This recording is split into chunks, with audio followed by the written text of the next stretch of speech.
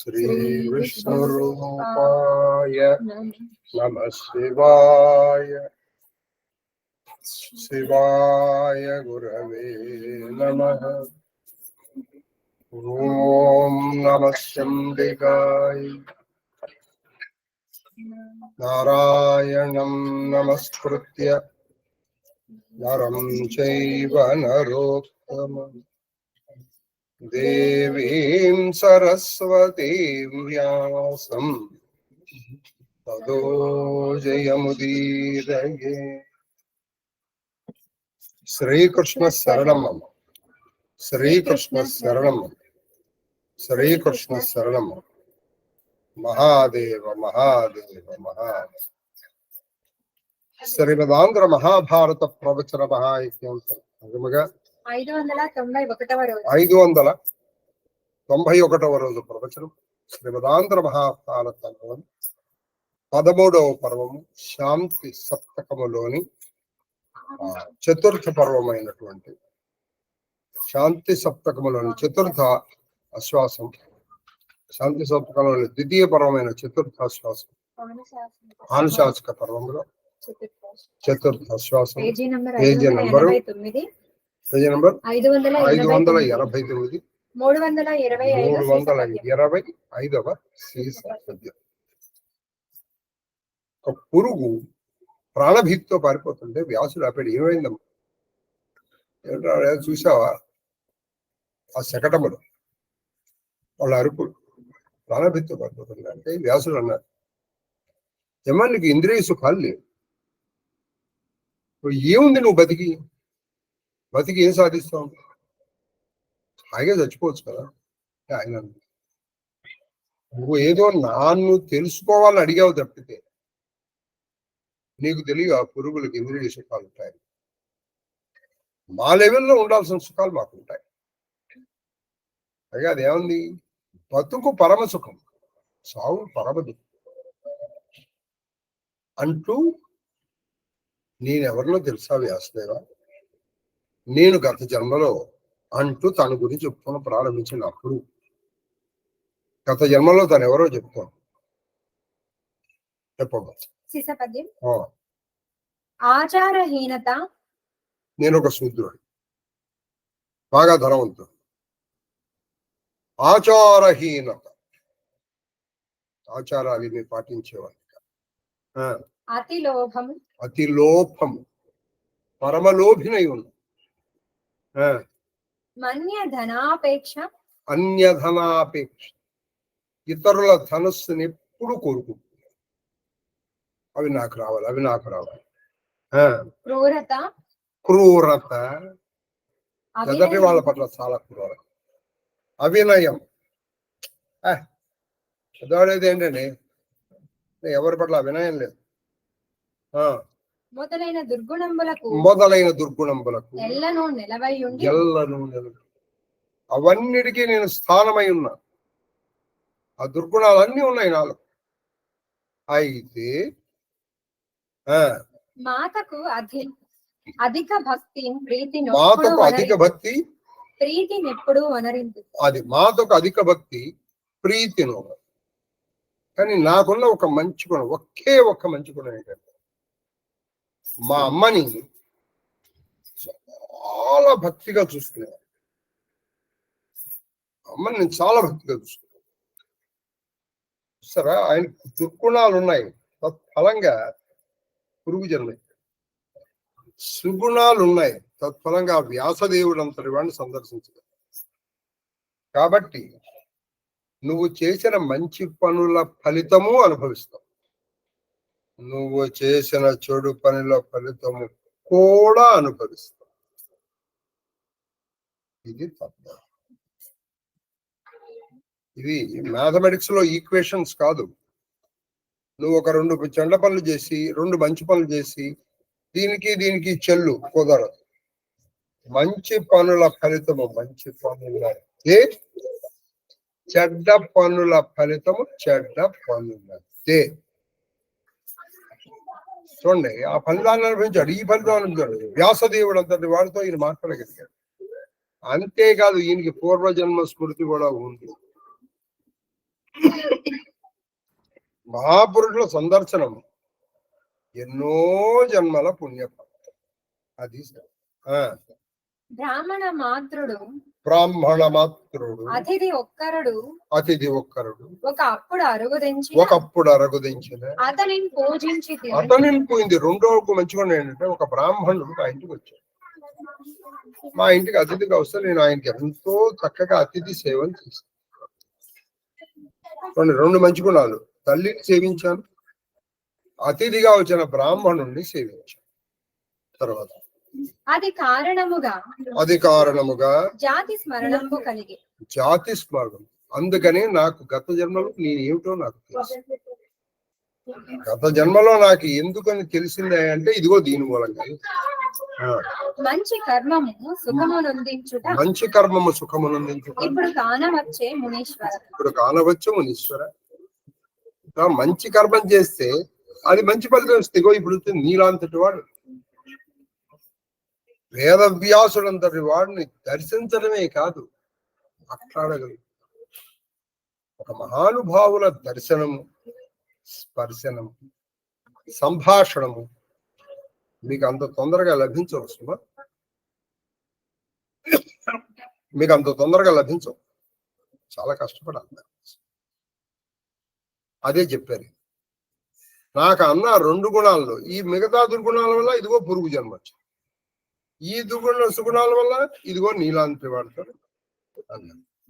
కరుణ నాకు తెరుంగెరింగింపవే అది విషదము కాగా అనవుడు ఆతండు కరుణ చూడు స్వామి అనేటప్పటికప్పుడు వ్యాసుడు ఎంతో గౌరవంతో, ఎంతో ప్రేమతో ఆ పురుగుతో ఇలా అంటున్నాడు. గత జన్మలో వాడు ఒక శూద్రుడు, అది చెప్పాడు.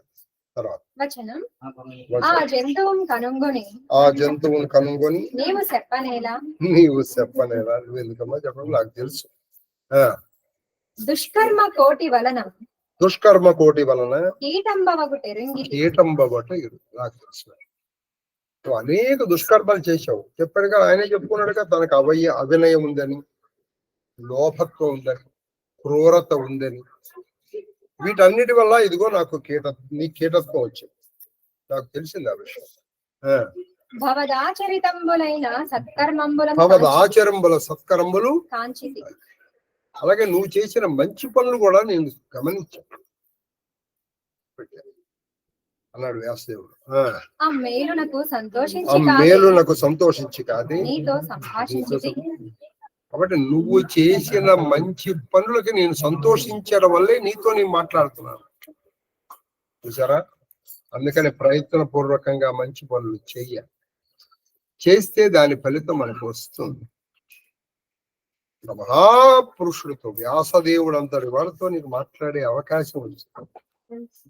ఇది ఇంతగా పురుగుగా పుట్టినటువంటి వీలు. అందుకని కొన్నైనా మంచి పనులు చేస్తూ ప్రయత్న పూర్వక. తర్వాత మదీయ తపో విశేషమున నీదైన కీటత్వంబు అపనయించదా, విషాదంబు అపనయించు. అయినా నా తపో మహిమ వల్ల నీకు కలిగిన ఈ కీటత్వాన్ని పోగొడతాడు. నువ్వు నీ భయాన్ని, నీ విషాదమును, నీ కలిగిన బాధని పోగొట్టుకోవాలి. నేను నీకు ఈ కీటత్వాన్ని పోగొడతాను, నువ్వు ఈ బాధను పోగొట్టుకోవాలి చెప్తే, తపోబలమును కడచిన బలంబురం కలవే. అంటే తపోబలాన్ని మించిన బలం ఇంకేమన్నా ఉందా? మనుష్య జన్మము నుండి మేలు నచ్చదా కోరికి నీకు పుట్టుట, నీకు నేను మనుష్య జన్మనిస్తాను. అంటే మనుష్య జన్మ ఇచ్చి మళ్ళీ నువ్వు ఉద్ధరించేటట్టుగా చేస్తాను. ఈసారి నువ్వు పూర్వం చేసిన తప్పులు చెయ్యవు. చెప్పినప్పుడు చేసిన తప్పులు చేయను హరిహరి అని. నువ్వు చేసిన తప్పులు చెయ్యవు, నీకు మనిషి జన్మ కలిగేటట్టు నేను చేస్తాను. మానవులకు కర్మభూమి బాణబులను కర్మభూమి కృతంబులైన కృతంబులైన సదసత్కర్మంబులం సువే సతసత్కర్మములను చూవి దేవతలను దేవతలను కీటంబులనగుట పాటిల్లెడు. అయినా మానవులు ఈ కర్మభూమిలో వాళ్ళు చేసేటువంటి మంచి చెడు పనులు వల్ల. మంచి పనులు వాళ్ళు దేవతలు అవుతారు కాబట్టి నువ్వు మంచి పనులు చేస్తే నువ్వు దేవత అయిపోతావు, నువ్వు దేవీ దేవత అయిపోతావు. ఉదాహరణ మన బ్రహ్మరంధ్రం, మా శ్రీకృష్ణ, మా నాగేశ్వర్, వీళ్ళందరూ దేవతలు అయిపోలా చేసిన మంచి పనుల. అలాగే నువ్వు చేసిన చెడు పనుల వల్ల వచ్చే జన్మలో పురుగు అయ్యో ఇంకోటి రెండూ కల్పిస్తాయి. కాబట్టి నువ్వేం చేయాలో నేర్పించు అని పలికి వెండి కందపద్యం. సుకృతముల మేయు కలుగుట సుకృతముల మేయు కలుగుట జన్మ స్మృతియు కలిగే అస్మత్ సందర్శకతయు నువ్వు సుకృతములు చేయడం వల్ల నీకు గత జన్మ స్మృతి ఉంది. నాలాంటి వాడిని అంటే వ్యాసుడు, ఇక్కడ ఆయనతో అహంకారంతో కాదు, వ్యాసదేవుడు అంతటి వాడిని చూడగలిగావు. చూడగలం కదా, మాట్లాడగలిగి. దీన్ని చేసింది సుకృత మూలంగానే కదా. నీకు వదవే ఓడకము ఉన్నత పదమునిచ్చుటకు నీకు నేను ఉన్నత పదవాళ్ళని నేను నిర్ణయించుకున్నాను. ఈ ఉన్నత స్థితి నుంచి నీకు ఉన్నత పదవి ఇవ్వాలని నేను నిర్ణయించుకున్నాను. అంటే నీకు తిరిగి మళ్ళీ మనుష్య జన్మనిస్తాను అన్నాడు. అంటే అత్తెరంగ ఆకర్ణింపము ఆ కీటమునకు ఉత్త జన్మంబు కలిగేటట్టుగా అనుగ్రహించాడు. నీచ శూద్ర వైశ్య ముందర ఏమైపడినా ఒక నీచుడిగా పుట్టాడు, ఆ తర్వాత శూద్రుడిగా పుట్టాడు, ఆ తర్వాత వైశ్యుడిగా పుట్టాడు, నృప, ఆ తర్వాత నృప క్షత్రుడిగా పుట్టాడు. క్రమవృత్తి ఎప్పుడు చిత్తమునకు పుట్టెరుగునట్టి నువ్వు మొదట జన్మలో ఇచ్చిన నీచము గాని, నీచ జన్మలో గాని, తర్వాత శూద్ర గాని, తర్వాత వైశ్య గాని, తర్వాత క్షత్రుడు గాని, నీకు ఈ అన్ని జన్మల యొక్క స్మృతి ఉంటుంది. నీ వరవిస్తున్నావు. మన తప్పులు ఎందుకు చేస్తున్నావు? మన గత జన్మల్లో చేసిన తప్పులు మర్చిపోయావు కాబట్టి ఈ జన్మలో తప్పులు చేస్తావు. అది గుర్తుంటే ఎందుకు చెప్పేస్తామండి? కాబట్టి ఇక్కడ నీకు గత జన్మ స్మృతి వరంగా నేను ఇస్తున్నాను. ఏ జన్మ అయినా సరే, అది నీచ కావచ్చు, శూద్ర కావచ్చు, వైశ్య కావచ్చు, క్షత్రియ కావచ్చు. ధర్మపరుడవగు దాన చేసి దానివల్ల నువ్వు ధర్మంగా ఉంటావు, ధర్మాత్ముడు. అని సత్యవతేయుడు కృపయనసిన సుధాధారబో ఈ క్షణం ఆయన ఏం చేశాడంటే కృపతో కడి అమృత వర్షం లాంటి ఆయన చూపులు ఈయన మీద ప్రసరింపజేశాడు. అమృత వర్షం అంతే. ఈయన జన్మ మారిపోయింది. కీటత్వం పోయి నూచి జన్మ వచ్చింది, నీచం పోయి శూద్రుడయ్యాడు, శూద్రుడు పోయి వైశ్యుడయ్యాడు, వైశ్యుడు పోయి క్షత్రుడయ్యాడు. ప్రతి జన్మలోనూ ధర్మంగా ఆయా జాతులకు విధించినటువంటి పనులు చేస్తున్నాడు. తనువును నిగడించిన ఆ మునిపతిని కీర్తించి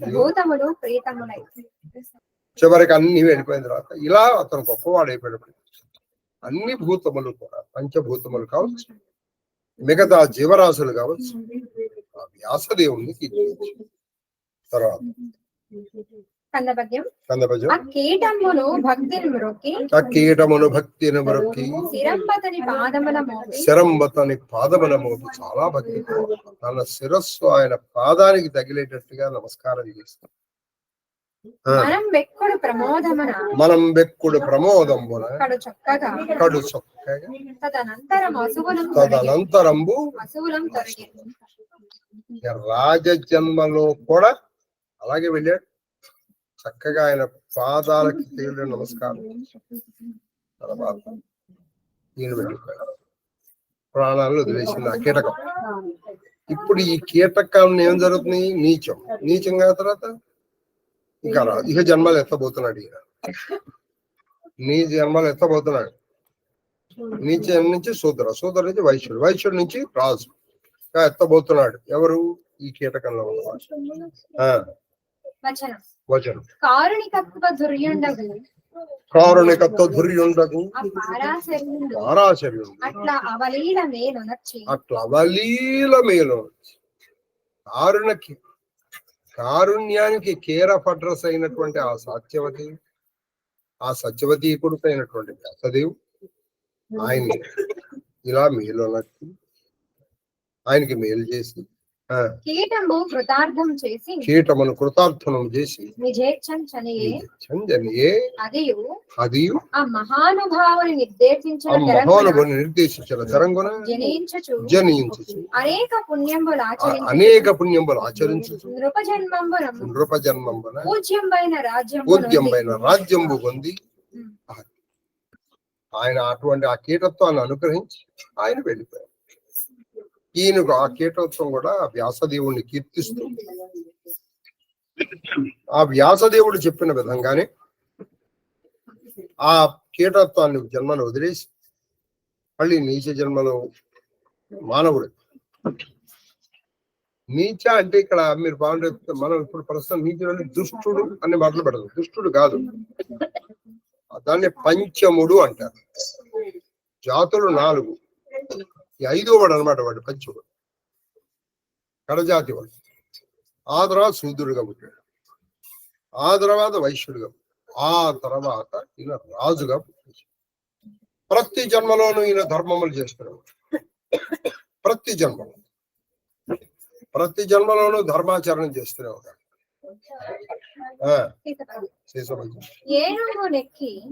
ఈయనకి తిక్కన గారికి ఆయన రాసిన పద్యాలే ఆయన కొన్ని నచ్చాయి. ఉదాహరణకి ఆ కీచకుడితో ద్రౌపది చెప్తుంది ఆ పద్యం. అర్జునుడు ఉత్తర గోగ్రహణ సమయంలో మన దుర్యోధనుడితో అంటాడు. ఆ 2 పద్యాలు అంటే ఆయనకి ఇష్టం. అందుకే ఇది 3వసారి ఆయన. ఉదాహరణకి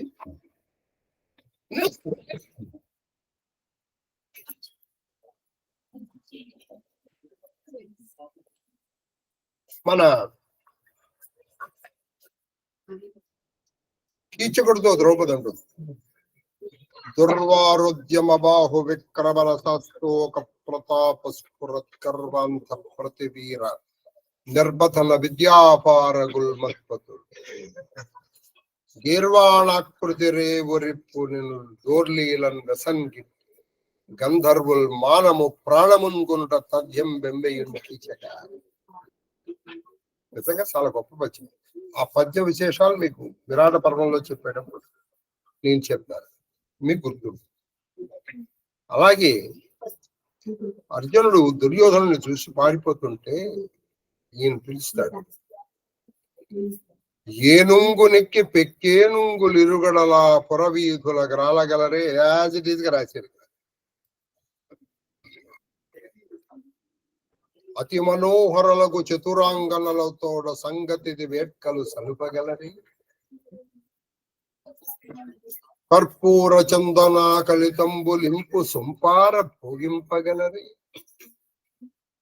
మణిమయంబగు భూషణ జాలంబులొప్పి ఒడ్డోలగంబున ఉండగలది. కయ్యమున నోడిపోయినవో గౌరవేంద్ర వినుము నా బుద్ధి మరలి. అంతేగాని వినుము నా బుద్ధి మరలి కాదు. వినుము నా బుద్ధి మరలి ఈ తనువు విడచి సుగతి వడయం తొల్లింట చూడగలది. జూదమిచ్చట నాడంగా రాదు సొమ్ము.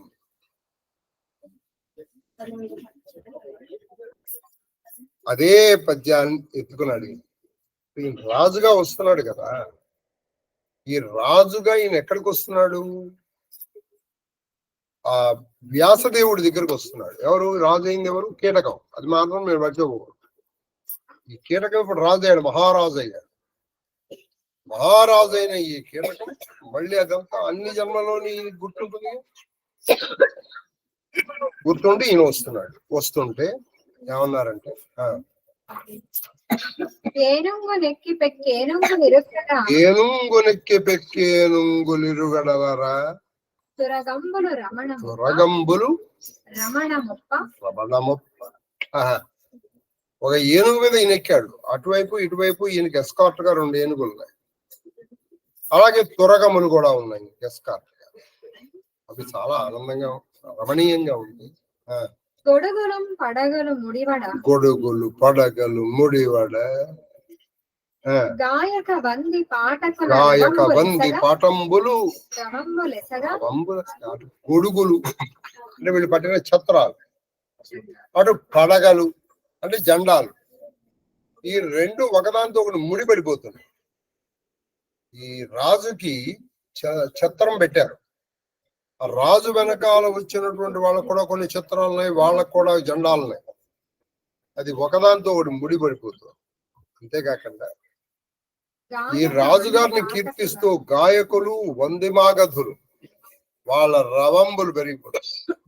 రాజాధిరాజ, రాజమార్తాండ, రాజ ప్రతాప, హరివీర భయంకర, ధరణి పాల శిరో మకుట కిరణ పరిరంజిత చరణ అని ఇట్లాంటి వాళ్ళు చెప్తున్నారు. ఫలానా వాడి కొడుక, ఫలానా వాడి మనవడ, ఇంత రాజ్యాన్ని ఆక్రమించినటువంటి వాళ్ళ. అలా ఇప్పుడు కూడా మనం చక్కగా మీరు కీర్తించవచ్చు వాళ్ళని చూస్తున్నాం. ఏమని? త్రిరాజధాని పాలక, అమరావతి విధ్వంసక. మీరు కీర్తించవచ్చు, కీర్తించవచ్చు. త్రిరాజధాని పాలక, ఏకరాజ్య నిర్ధూమధామ, అమరావతి విధ్వంసక, త్రిజగన్మోహన అని. ఎందుకంటే 100 రోజుల్లో మనం పరిగెత్తుకుంటూ వెళ్ళి కొట్టాలి కదా. పరిగెత్తుకుంటునో లేదా దొల్లుకుంటునో వెళ్ళి కొడితే వాడు మన ఊరుకున్న బస్సు తీసేస్తాడు. దరిద్రం. అప్పటి వరకు బస్సు ఉంటుంది, వాడు వచ్చిన తర్వాత బస్సు తీసేస్తాడు.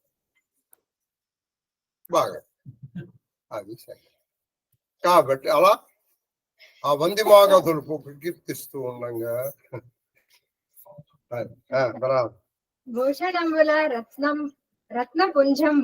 భూషణముల రత్నపుంజంబు దీప్తుల దిక్కులెల్లలు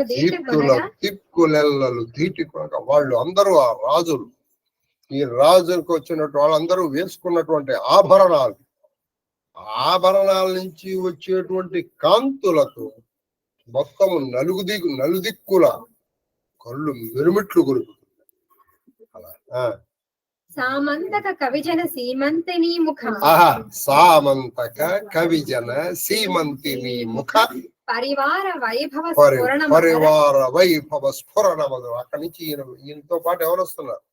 సామంతులు వస్తున్నారు, కవులు వస్తున్నారు, సీమంతిని నుంచి అందమైన స్త్రీలు వస్తున్నారు. వాళ్ళందరూ వస్తుంటే ఆ వైభవంతో ఉన్నటువంటి వాడు చాలా ఆనందంగా ఉంది. చూడండి, ఒకప్పుడు ఈ పురుగు ఎలా ఉంది? ఆ రహదారి నుంచి వచ్చేటువంటి శకటముల చప్పుడికి భయపడి ప్రాణానికి పారిపోయినటువంటి ఈ పురుగు తను ఎంత దిగి వస్తున్నాడో చూడండి. ఇప్పుడు ఈయనతో పాటు ఏనుగులు వస్తున్నాయా? ఈయనతో పాటు గుర్రాలు వస్తున్నాయా? ఈయనతో పాటు మరి ఆ వందిమాగధులు, గాయకులు వాళ్ళు వస్తున్నారా? సీమంతులు, కవిరాజులు వాళ్ళందరూ వస్తున్నారా? వాళ్ళందరూ ఊరికే రారుగా. వాళ్ళు కూడా గుర్రం బండులు వాళ్ళు వస్తారుగా. ఏ బళ్ళు చూసి ఒకప్పుడు ఈయన భయపడ్డాడో, ఏ చప్పుళ్ళు చూసి ఈయన భయపడ్డాడు, ఆ చప్పుళ్లే చేసుకుంటూ ఈయన వస్తున్నాడు. కాబట్టి ఏదండి శాశ్వతం? ఏది శాశ్వతం?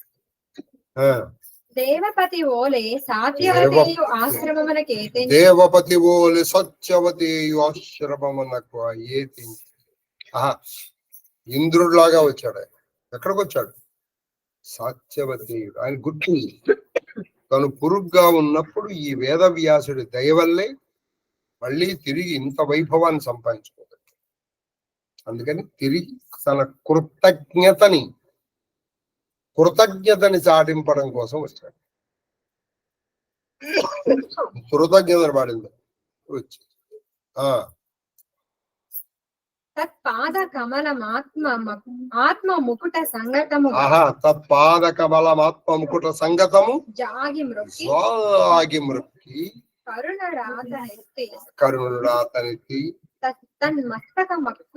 మస్తక మక్కు చేర్చండి. ఇంత వైభవం ఉన్నవాడు ఏం చేశాడు?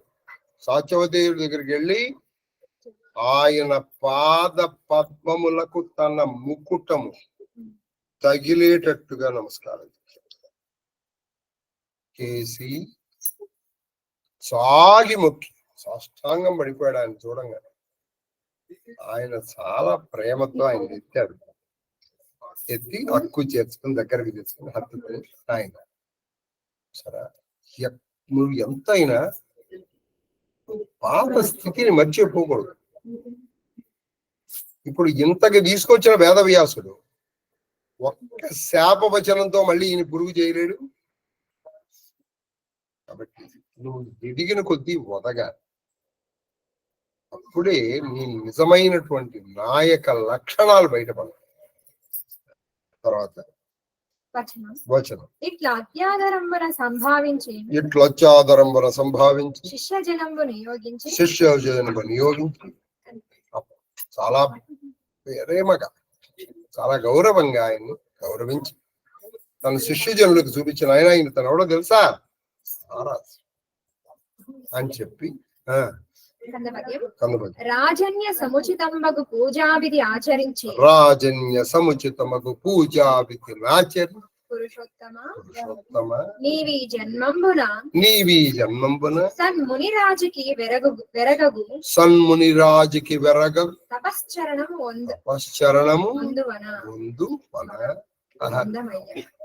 పొందవయ్యా.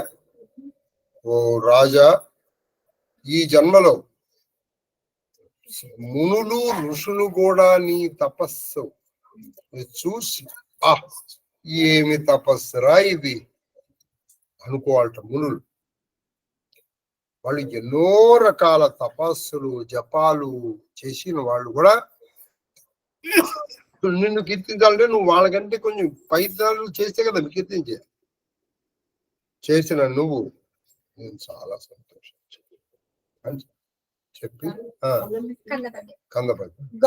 ఇప్పుడు నువ్వేం చేస్తావు తెలుసా? నువ్వు హాయిగా తపస్సు చెయ్యి, జన్మలో తపస్సు చెయ్యి అని చెప్పారు. అప్పుడు ఏం చేస్తున్నారంటే గోవులకై వండెను ఎలా చేస్తావు తెలుసా? గోసేవ చేస్తావు. లేదా ఉప్రావళిక అంటే బ్రాహ్మణ సేవ చేసుకో. లేదా నిర్భరాహవ కేళి ప్రావీణ్య మెరసి విడువు నీ వసువులు నీవు అసువులు. నీ వసువులు కాదు, నీవు అసువులు అంటే కలిపితే నీ వసువులు.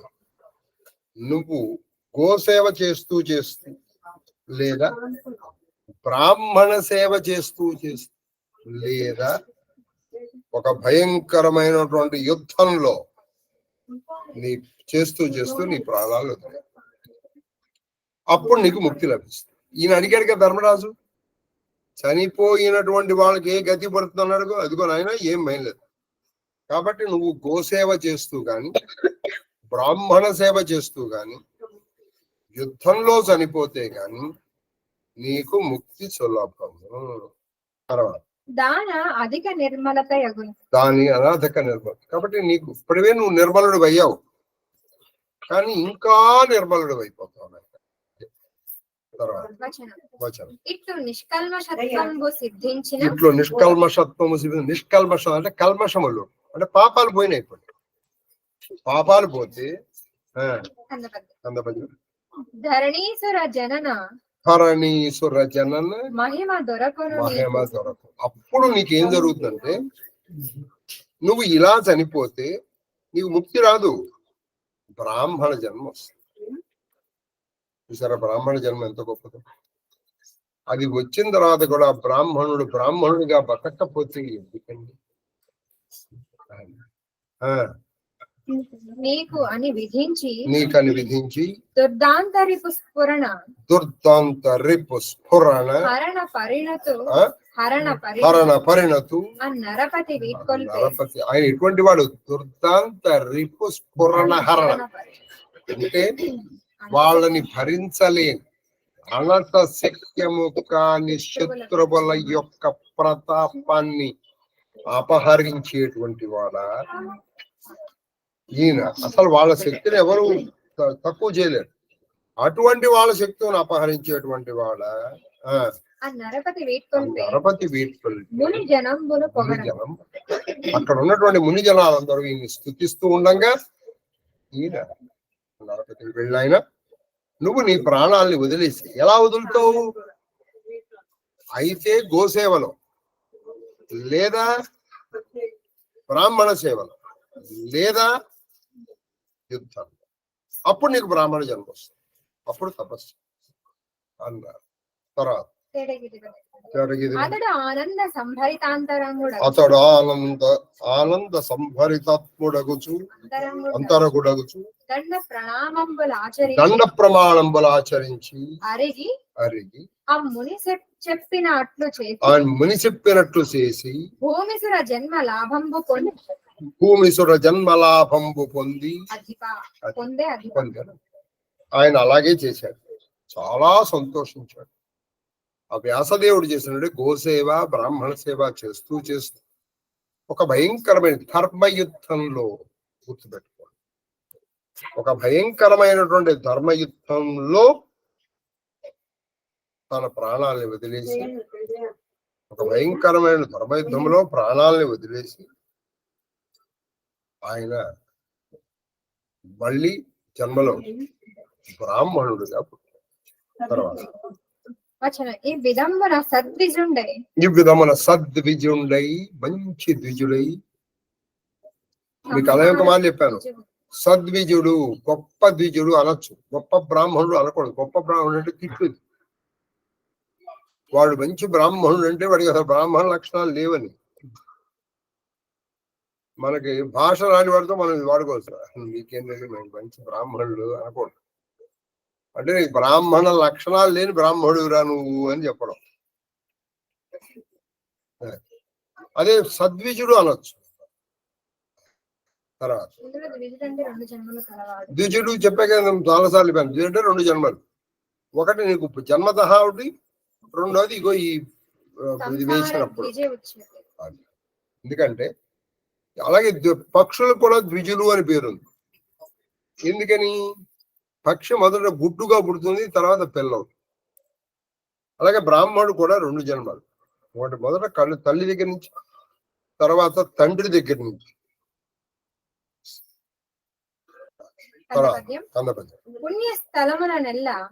పుణ్యస్థలములనెల్ల అగణ్యములగు ప్రకాశములుగా కర్మణ్యతయు వివిధ రత్న హిరణ్యాధిక దానములను ఆయన ఏం చేశాడు? అనేక దానాలు చేశాడు. ఏమేం చేశాడు ఈ దానాలు చెప్పమ్మా. పుణ్యస్థలాల్లో యూపస్తంభాలు బలిస్తంభాలు అవి స్థాపింపజేశాడు. తర్వాత ప్రకాశములు అంటే అనేక కర్మాలు చేశాడు నిష్ఠతో. వివిధ రత్న హిరణ్యం అంటే బంగారం, హిరణ్య దానములను ప్రస్తుతికి ఎక్కే విధంగా చేసి అధ్వరంబులు అనేకంబులు ఆచరించి అతడు ఇలా అనేక అధ్వరాలు చేశాడు. ఆయన చేసి అతడు మరియును ఎవరు? ఈ పురుగ్గా ఉన్నవాడు ఇప్పుడు అప్పటికప్పుడు పురుగుగా ఉన్నాడు, ఇప్పుడు బ్రాహ్మణ ఇన్ని పనులు చేస్తున్నాడు చూడండి. బాదరాయణుని కాంచే అప్పుడు మళ్ళీ ఇప్పుడు బ్రాహ్మణుడిగా బాదరాయణ్ణి చూశాడు, అంటే వేదవ్యాసుని చూశాడు. బాదరాయణ్ణి చూసి సదయ చిత్తత సదయ చిత్త పారాసరసుతుండు వీడు కొలపంగ చని యశోభ ఆయన దగ్గరికి వెళ్ళాడు. ఆయన వీడు కొలిపితే ఆ యశస్సు, కీర్తి, వైభవం మెసగా ఈయన అక్కడి నుంచి బయలుదేరాడు. వ్రతశీలత పరిగి అంటే అనేక వ్రతములు చేశాడు. తుది శతముఖునికి అగ్గలము చివరికి అనేక వ్రతాలు చేసి ఎన్ని చేశా అంటే శతముఖుడు అంటే ఇంద్రుడికి మంచి స్నేహితుడైపోయాడు. ఒక పురుగు ఇంద్రుడికి స్నేహితుడైపోయాడు. కారణము ధర్మాచరణము. ఆ పురుగుగా ముందర ఈయనోడు శూద్రుడు. అప్పుడు వీడికి ఎన్నున్నాయి, అవలక్షణాలు చాలా ఉన్నాయి, కానీ వీడికి 2 మంచి లక్షణాలు. ఒకటి తల్లిని సేవించాడు, 2 ఒక్కసారి బ్రాహ్మణుడిని సేవించాడు. ఇప్పుడు ఏమైపోయింది, ఇంద్రుడికి సఖుడైపోయాడు. ఈయన ఇంద్రుడికి మంచి స్నేహితుడు, మామూలు స్నేహితుడు కాదు, మంచి స్నేహితుడు. అమరార్చిత సంస్కృత భవ్య పదస్థితి అవ్యయ పరమ సౌఖ్య అవ్యయము తక్కువ కానటువంటి పరమ సౌఖ్యాలు అంటే మోక్షాన్ని పొందాడు. దేవతలు అర్చించేటువంటి స్థితికి వెళ్ళిపోయాడు. అది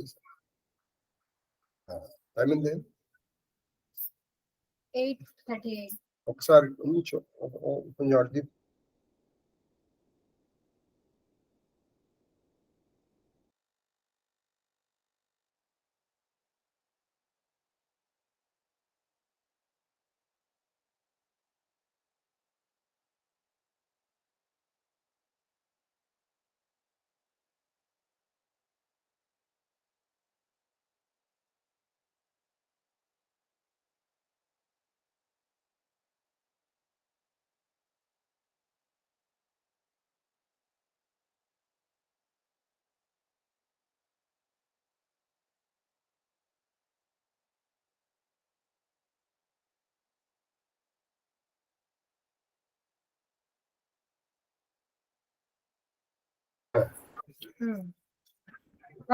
వచనం అని చెప్పి భీష్ముడు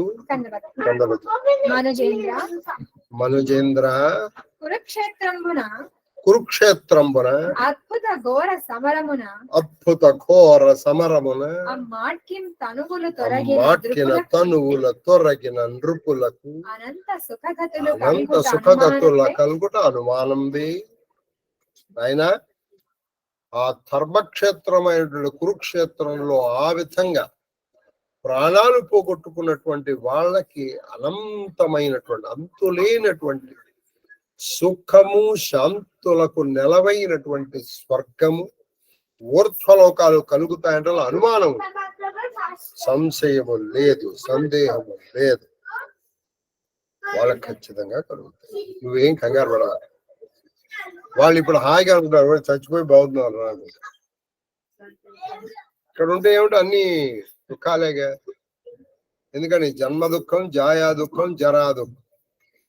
ఇక్కడ అన్ని దుఃఖాలే. పుట్టడం దుఃఖం, ముసల్తనం దుఃఖం, చావు దుఃఖం, అన్ని దుఃఖాలే ఇక్కడ. నీకు దుఃఖంగానే ఉంది. ఈ దుఃఖాల్లో నువ్వు సుఖాన్ని వెతుక్కుంటూ ఉంటావు.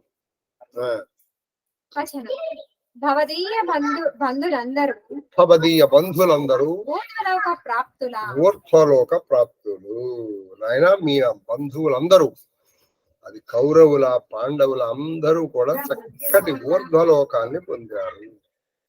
నీవేమియో అనుమానింపకము అని పలికిన పాండవాగ్రజుడు పరమ సంతోష భరితాంతఃకరుణుండై సురసరిత్సూనుతో విద్యా తపోదానములలో ఎయ్యది విశేషంబు ఎరింగింపవే అనుటయు అమ్మహీపతి మహామతి గౌరవంబున కలు. కాబట్టి నీ బంధువులందరికీ కొద్ది కలుగుతుంది అన్నట్టు ఆయన కూడా చాలా సంతోషించారు. పోన్లే సరే యుద్ధం లేదు కానీ అందరూ మంచి లోకాలకు వెళ్ళిపోయారు.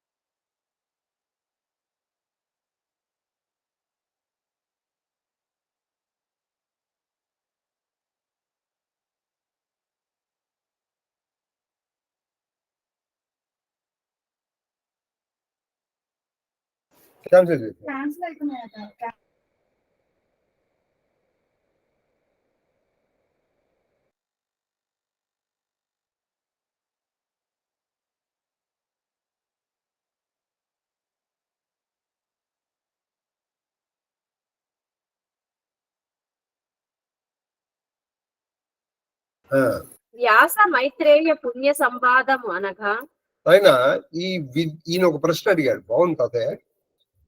విద్య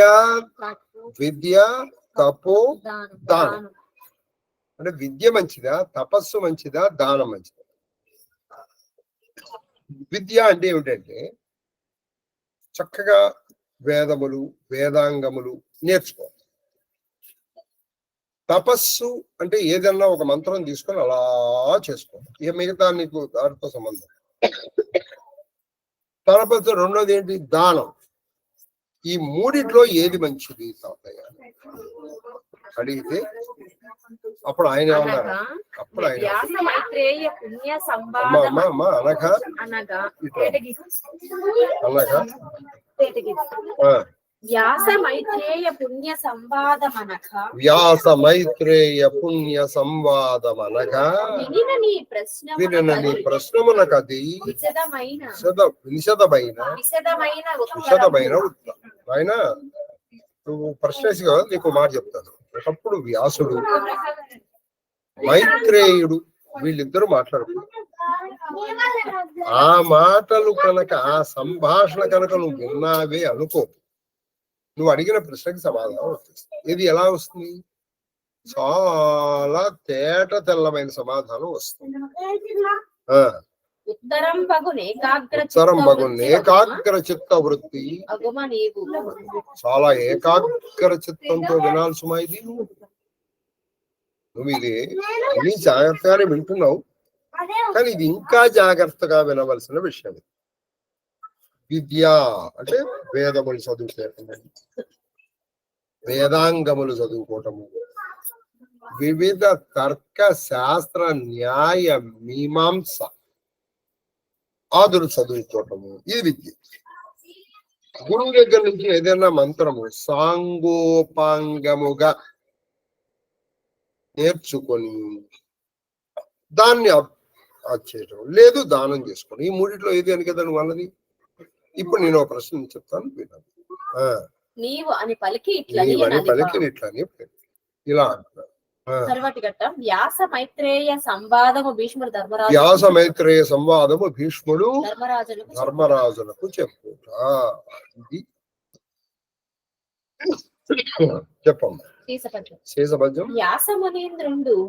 వ్యాసమునీంద్రుండు వారాణసీపురికి అరిగి మున్మే మైత్రేయుడతట ఉనికి అతడున్న ప్రకాశతను సన్న నెరిగి మహితాత్ముడెరగి భక్తి పూజించి భక్తి పూజించి ఉత్కృష్ట భోజనంబున తృప్తి చేసిన ఉత్కృష్ట భోజనంబున తృప్తి చేసిన అధిక వికాస రుచిరముకుడైన అధిక వికాస రుచిర ముఖుడైన ఆ మహాముని చూచి మహాముని బోధమగ్గలమై మీ యందు బోధమగ్గలమై మీ మీ యందు యందు గానపడి మీ యందుగానపడి కారణంబేముకో ప్రేమకు అని గారవమున అతడు అడిగిన ఆని గారవంబున అతడు అడిగిన అతడు అధికాదరమున అతడు అధికాదరమున తపము శృతమాదిగా గల తపము శృతం ఆదిగా గల ధర్మకోటిలోన నెల్లను ధర్మకోటిలోల నెల్లను అధికంబు దానము అని అధికంబు తానవలియే. చాలా చక్కని ఇక్కడ చాలా కథ జరిగింది ఒక్క శేషపద్యంలో. సరే చెప్ప వ్యాసముని ఒకప్పుడు వ్యాసదేవుడు వారాణసీపురికి అని వారాణసి అంటే కాశీ నగరానికి వెళ్ళారు. రోజు మనం అనుకోవాలంటే అహం కాశీ గమిష్యామి, నేను కాశీ వెళ్తున్నాను అనుకోవాలి. కానీ రామేశ్వరం వెళ్తున్నానని కానీ వెళుతానని కానీ అనుకోకూడదు.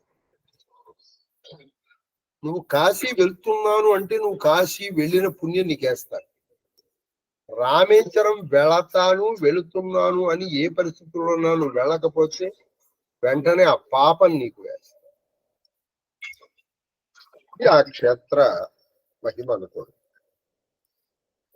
ఇప్పుడు వీళ్ళు ఏం చెప్పారంటే ఈయన వెళ్ళి అప్పటికి అక్కడే ఒక వాసం ఏర్పరచుకున్నారు. ఎవరు? మైత్రేయి మహర్షి. ఈ మైత్రేయి దగ్గరికి ఈయన వెళ్ళి ఎలా వెళ్ళాడు? అప్రకాశం అంటే వ్యాసుడిగా వెళ్ళాలి, డిస్గైజ్డ్ గా వెళ్ళాడు. అది ఎలాగైనా సరే, అది ఎలా వెళ్ళాడంటే మనం అందులో చెప్పలేదు. తన నిజ శరీరంతో వెళ్ళలేదు, వ్యాసుడుగా వెళ్ళలేదు. ఒక కుక్కగా వెళ్ళుండొచ్చు, ఒక పిల్లిగా వెళ్ళొచ్చు, ఒక బిచ్చగాడిగా వెళ్ళి ఉండొచ్చు తన రూపం. ఎందుకంటే వాడు కామరూపుడు. ఈ రోజు కూడా ప్రతిరోజు 12 గంటలకి మణికర్ణికా ఘాటుకు వ్యాసదేవుడు వచ్చి స్నానం చేస్తాడని ప్రతీతి. అందుకే 12 గంటలకు మణికర్ణిక మనం వెళ్ళాలి. అప్పుడు ఆయనతో స్నానం చేసిన పుణ్యము మనకి లభిస్తుంది. కాబట్టి ఆయన అప్రకాశంగా వెళ్ళాడు. ఎవరి దగ్గరికి? మైత్రుడు. కానీ ఆయన మహానుభావుడు. ఆయన ఈయన గుర్తుపట్టేశాడు. అయ్యా వ్యాసదేవా, రండి రండి రండి అన్న. ఇది తెలిసింది రాదు, మళ్ళీ ఇంక వేషం ఎందుకు? వేషం మార్చేసి వచ్చాడు. ఈయన్ని చక్కగా మంచి తృప్తికరమైన భోజనం పెట్టాడు. చాలా సంతోషించాడు. ఆయన ముఖము చాలా పరమానందంగా ఉంది. ఇప్పుడు మనం ఇంగ్లీష్ లో చెప్పండి, face is the index of mind. Face is the index of mind అని మనం చెప్పట్లేదు. అలా తన ముఖాన్ని చూసి చాలా ఆనందంగా ఉంటే ఆయన అడిగాడు, ఇవాళ చాలా ఆనందంగా ఉన్నారు, చాలా ప్రసన్నంగా ఉన్నారు, చాలా మనోహరంగా ఉన్నారు, కారణం తెలుసుకోవాలి సార్ అని. అప్పుడు ఆయన ఏమన్నారంటే, విద్య, తపస్సు, జ్ఞానము, వీటన్నిటిలో కల్లా దానము చాలా శ్రేష్టమైంది. అంటే నువ్వు వేదములు చదవటం కంటే, వేదాంగములు చదవటం కంటే, శృతులు స్మృతులు చదవటం కంటే, పురాణ తర్క మీమాంసములు చదవటం కంటే, తర్క మీమాంసములు చదవటం కంటే చాలా గొప్ప విషయం ఏంటయ్యా? చాలా గొప్ప విషయం ఏంటి? ఏడు చాలా గొప్ప విషయం. ఇదిగో తపము, దానం చాలా శ్రేష్టం. దానం చాలా. ఇప్పుడు ఈయన అడిగిన ప్రశ్న అదే కదా, విద్య, తపో, దానముల్లో ఏది శ్రేష్టం అని కదా. దానికి దానం శ్రేష్టం. తర్వాత అని మరియును దానార్హ వస్తువులలో మానితం అన్నంబై. చూడండి, దానార్హ వస్తువులలో మానితం అన్నంబ అన్నమయములు అసువులు. అన్నమయములు వస్తువు. ఎందుకంటే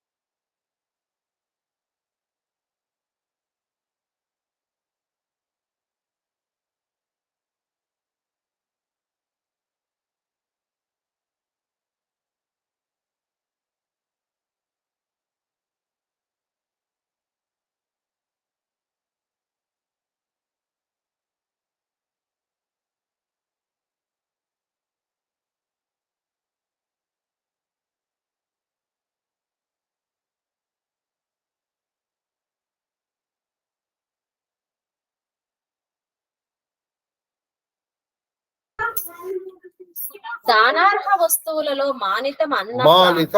ఆయన దానము చాలా శ్రేష్టమని చెప్పాడు.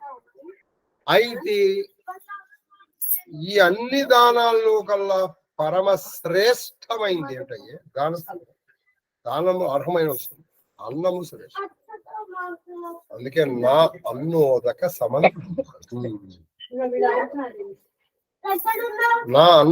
సంబంధం అన్నదానముతో సమానమైన దానము లేదు. అన్నమయములు అసువులు. అయితే అన్నమయములు వసువులు ఎందుకయ్యా అంటే అసలు నీ ప్రాణం నిలబడుతుందంటే కావాలంటే అన్నం వల్ల. ఎందుకంటే అన్నమయములు వసువులు అసువులు అన్నమయము వసువులు. నీ ప్రాణాలు దేని మీద ఆధారపడి అన్నం మీద, అంతే కదండి. ఎందుకంటే నువ్వు అన్నం, నీకు అన్నద్వేషం పుట్టిందంటే వీడు పోతాడని సిద్ధం. కాబట్టి వీడు అన్నమయములు. కాబట్టి నువ్వు వాడికి అన్నం ఇస్తున్నావంటే అర్థం ఏంటి? వాడి ప్రాణం నిలబెట్టు. వాడికి నువ్వు అన్నం ఇస్తున్నావు అంటే అర్థం ఏంటంటే వాడి ప్రాణం నిలబెడుతుంది. అందుకని పైగా అన్నం పరబ్రహ్మస్వరూపం. ఎందుకదండి డక్కా సీతమ్మ గారు మోక్షం పొందారనడంలో అనుమానం ఏముంది? అది సరే. మేను తదీయ బలంబును కానన్ బుద్ధులు దానిని అది పైగా అన్నం తింటే బలం, శరీరానికి బలం ఇస్తుంది. నీవు ఎప్పుడు వీక్ అయిపోతావు? తినకపోవడం మూలంగా కదా. కాబట్టి దాని బలమును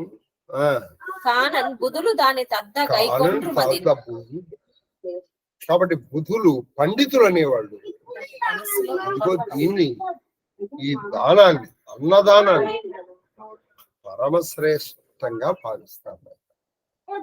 తర్వాత తపము ఉల్లము కల్మషముల నపగతములు. అయితే దానం ఇలా ఈ తపం ఏం చేస్తుంది? నీ మనస్సులో ఉన్నటువంటి పాపాలని అపగతము చేయకూడదు. నువ్వు తపస్సు చేస్తే మనసులో ఉన్నటువంటి పాపాలను అది అపగతము అంటే పోగొడుతున్నది. విద్యకాస్పదమగు ఆ తపసి మహిత దానంబున ఉపచితమగు విద్యా తపమును ఉత్కర్ష అంటే చాలా గొప్పదాని అంటే పైన హర్షం బాగా చూపుతారు. ఇప్పుడు ఈయన ఏం చెప్పారంటే విద్యకాస్పదము అంటే విద్యకి ఆధారమైంది ఏమిటి? తపస్సు. మహిత దానము ఉపచితమగు విద్య దానమునకు ఉపచితమైన విద్య అంటే దానమునకు దానం వలన ఉపచితం. ఆ తపస్సు ఆ చేసిన తపస్సు గొప్ప చేసేది దానం గొప్ప. వలన విద్య పెంపుతుంది. అయితే నువ్వు ఒక తపస్సు దానం చేశాడు, అప్పుడు వాడికి విద్య వస్తుంది. చాలా మందికి విద్య రావట్లేదంటే మనం ఏదో అది ఇది చేస్తూ ఉంటాం. వాడి చేత దానాలు చేయించాలి, చేయిస్తే వాడు పెరుగుతాడు అని చెప్పారు. తర్వాత కంద పద్యం. కందపద్యం. కాన తపంబును విద్యయు కాన తపంబును విద్యయు దాన ఔదాత్య ప్రవర్తితంబులు. దాన ఔదాత్య. కాబట్టి తపస్సు విద్య రెండు కూడా దానము నుంచి వచ్చినవి. దానము వల్లే నీకు తపస్సు పెరుగుతుంది, దానం వల్లే నీకు విద్య కూడా వస్తుంది. కాబట్టి నువ్వు ముందర దానం చేసావు అనుకో, విద్యా తపస్సు ఆటోమేటిక్ గా వెనకాల దానంతో అవే వచ్చేస్తూ ఉంటాయి. విద్యానూనత్వంబు అచ్యుతుకను విద్యానూనత్వంబు అచ్యుతుకను దానికి దీపంబు దానికి సద్వ్రత దీపంబు సద్వత ప్రవణులకు. సద్వత ప్రవణ సంచి వ్రతములు చేయడంలో శ్రేష్ఠులైనటువంటి వాళ్ళు విద్యానూనత అంటే సాటి లేని విద్య వల్ల, అంటే నువ్వు ఈ వేదములు వేదాంగాలు న్యాయము తర్కము మీమాంస ఇటువంటివన్నీ చదవడం వల్ల అచ్యుతుగను ఆ పరమేశ్వరుడు ఆ మహావిష్ణువును దర్శించగలుగుతావు. కావున అన్నదానమున కాకెటలుండు. అది కావున అన్నదానమునకు కాకెటు మహాప్రమోదం. కాబట్టి అన్నదానం వల్ల గొప్ప ఆనందం ఎందుకు రాకుండా ఉంటుందయ్యా? అన్నదానం వల్ల ఎందుకు రాకుండా ఉంటుందయ్యా? దేవుడు వస్తే గొప్ప ప్రమోదం, అఖండమైనటువంటి ఆనందం నీకు వచ్చేస్తుంది.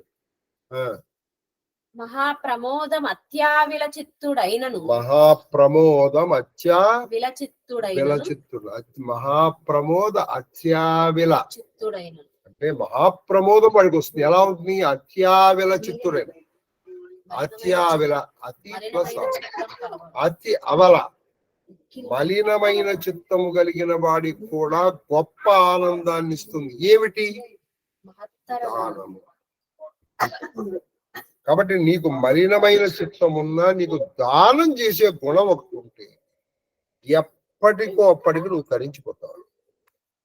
ఎప్పుడో ఒకప్పుడు నువ్వు తరించిపోతావు. నీకు మలినమైన చిత్తం ఉంది కరెక్టే, కానీ నీకు దానం చేసే గుణం ఉంది కాబట్టి వీడు తరించిపోతాడు. అది మహత్తర దానమునన్ మహత్తర దానంబున విశుద్ధ సద్భావతనందు విశుద్ధ సద్భావతనందు నిక్కమని పలికే నరేంద్ర. తపంబు విద్యయున్ దైవత పూజనీయకములు దానము వానికి వానికి తపము విద్య కూడా దైవికములు. అయితే ఈ రెండింటినీ పోషించేది ఏమిటంటే దానం. ఏం చెప్తూ దాని ముందర ఏం చెప్పారంటే మహత్తర దానమున విశుద్ధ అత్యావిల చిత్తుడైన అంటే అత్యావిల చిత్తుడు నువ్వు చేసినా పడుతుంది. అలాగే మహత్తర దానమున విశుద్ధ సద్భావతను నువ్వు గొప్పదైన దానం చేస్తే నీకు శుద్ధి, అంతఃకరణ శుద్ధి ఏర్పడుతుంది. ఎటువంటి వాడికి? మలినమైన చిత్తము కలిగినటువంటి వాడికి కూడా. 3 విషయాలు చెప్పారు ఇక్కడ. మలినమైన చిత్తము కలిగిన వాడికి కూడా మహాప్రమోదం వస్తుంది. 1. 2 మహోత్తరమైనటువంటి అంటే చాలా గొప్ప దానము చేయడం వల్ల నీకు విశుద్ధ సద్భావం అంటే నీలో మంచి భావాలు పుడతాయి. నిన్ను అది శుద్ధి చేస్తుంది. ఇట్ విల్ ప్యూరిఫై యూ అంటే ఇట్ ఈస్ శానిటైజర్ అన్నమాట. నెక్స్ట్ 3rd ఏంటి? ఈ తపము విద్యము దైవికం. నువ్వు దైవం పొందాలంటే తపస్సుతో కానీ విద్యతో కానీ ఆ 2 వృద్ధి పొందాలంటే దానం వల్ల. ఆ 2 వృద్ధి పొందాలంటే దానం. కాబట్టి దానము చేయడం వల్ల తపస్సు విద్య వృద్ధి పొందుతాయి. అభివృద్ధి పొందితే నువ్వు దైవ దర్శనము గాని దైవ స్పర్శనము గాని నీకు కందపద్యం అని శాంతనవుడు చెప్పిన విని అని శాంతనవుడు చెప్పిన విని కౌంతేయాగ్రజుండు విమలమతి అంగనల సమాచారంబులు వినంగ నేవలతు అంగనల సమాచారం ఇక సరే ఇప్పుడు చెప్తావయ్యా అయితే దానం చాలా గొప్పదని నిర్ణయించేశారు. సరే బాగుంది. ఇప్పుడు నాకు ఒక విషయం చెప్పు. ఏమిటంటే అంగనల గురించి అంటే స్త్రీల యొక్క సమాచారాల గురించి నేను వినాలి చెప్పు అని చెప్తే వచనం అనిన నతండు కైకేయి శాండిలి సంవాదంబుననిది కైకేయి శాండిలి సంవాదంబుననిది తెల్లంబగు చెప్పెద వినుమని పలికి అయినా ఒకప్పుడు కైకేయి శాండిలి అనేటువంటి వాళ్ళు ఇద్దరు మాట్లాడుతున్నారు. అది కనుక వింటే నీకు అంగనల సమాచారం పూర్తిగా తెలిసిపోతుంది అని చెప్పారు. కాబట్టి అది చెప్తాను విన్నాను. చెప్పు. తేటగీతి. సుమన అనియడు కైకేయి అమరపురమునందు శాండిలి కని భవ్యమైన దివ్య పదవి ఏ వర్తనమున చొప్పడియ నీకు అతివా చెప్పుము నాకని అడిగెనదిప. ఒక రోజున ఏం జరిగిందంటే సుమన అని పేరు కలిగినటువంటి ఒక ఆవిడ కైకేయి అంటే ఈ కైకేయి ఈవిడ పేరు సుమన అనొచ్చు లేదా కేకై రాజ పుత్రిక అనుకోవచ్చు. కేకై రాజు అదే ఆవిడ కేకై రాజు పుత్రిక కాబట్టి ఆవిడ కైక ఆవిడ బెక్కాల్సిస్తానికి రాజ్యం నుంచి వచ్చిన ఆవిడ. ఆ కైకేయి రాజపుత్ర ఒక రోజున ఒక శాండిలి కానీ అమరపురం అంటే స్వర్గం. ఈ కేకయి లేదా శాండిలి కేకై రాజు నుంచి వచ్చిన ఈ సుమన ఒక భవ్యమైన దివ్య పదవి అంటే శాండిలి చూసింది. శాండిలి అనగా ఒక శాండిలి అనే పేరు గల ఒక అమ్మాయిని చూసింది. ఎవరు చూసేవాడు చూసి ఓయ్ శాండిలి నువ్వు ఈ అమరపురమునకు అంటే నువ్వు మన ఈ స్వర్గానికి రావడానికి ఏ పుణ్యాలు చేసావు అది చెప్పు నాకు. అమరపురం శాండిలి భవ్యమైన దివ్య పదవి ఏ వర్తనమును నీకు చెప్పు. అంటే నువ్వు ఏ నడవడిక వల్ల నువ్వు ఎలా నడవడిక వల్ల నీ ఏ ప్రవర్తన వల్ల ఈ భవ్యమైనటువంటి దివ్యమైనటువంటి ఈ పదవికి రాగలిగావు అని అడిగారు. అడిగిన అయ్యమ్మ అంటే అయ్యమ్మ అంటే ఇక్కడ ఆ శాండిలి ఆ అంగనకు అంటే ఆ సుమనకు ఆ కేకై రాజ్యం నుంచి వచ్చినటువంటి ఆ సుమనకు ఇలా అంటారు. ఏమంటే సీసపద్యం మామకు నత్తకు మార్పల్క నేను ఎందుకు వచ్చానో చెప్తాను. ఇది అందరూ నేర్చుకుంటే సరే. మామకు నత్తను మార్పల్క నేను కాపురం చేసిన నాళ్ళు మా మామగారికి కానీ అత్తగారికి కానీ మారు పలకలేదు అంటే ఎదురు సమాధానము చెప్పలేదు. ఒకటి. రెండు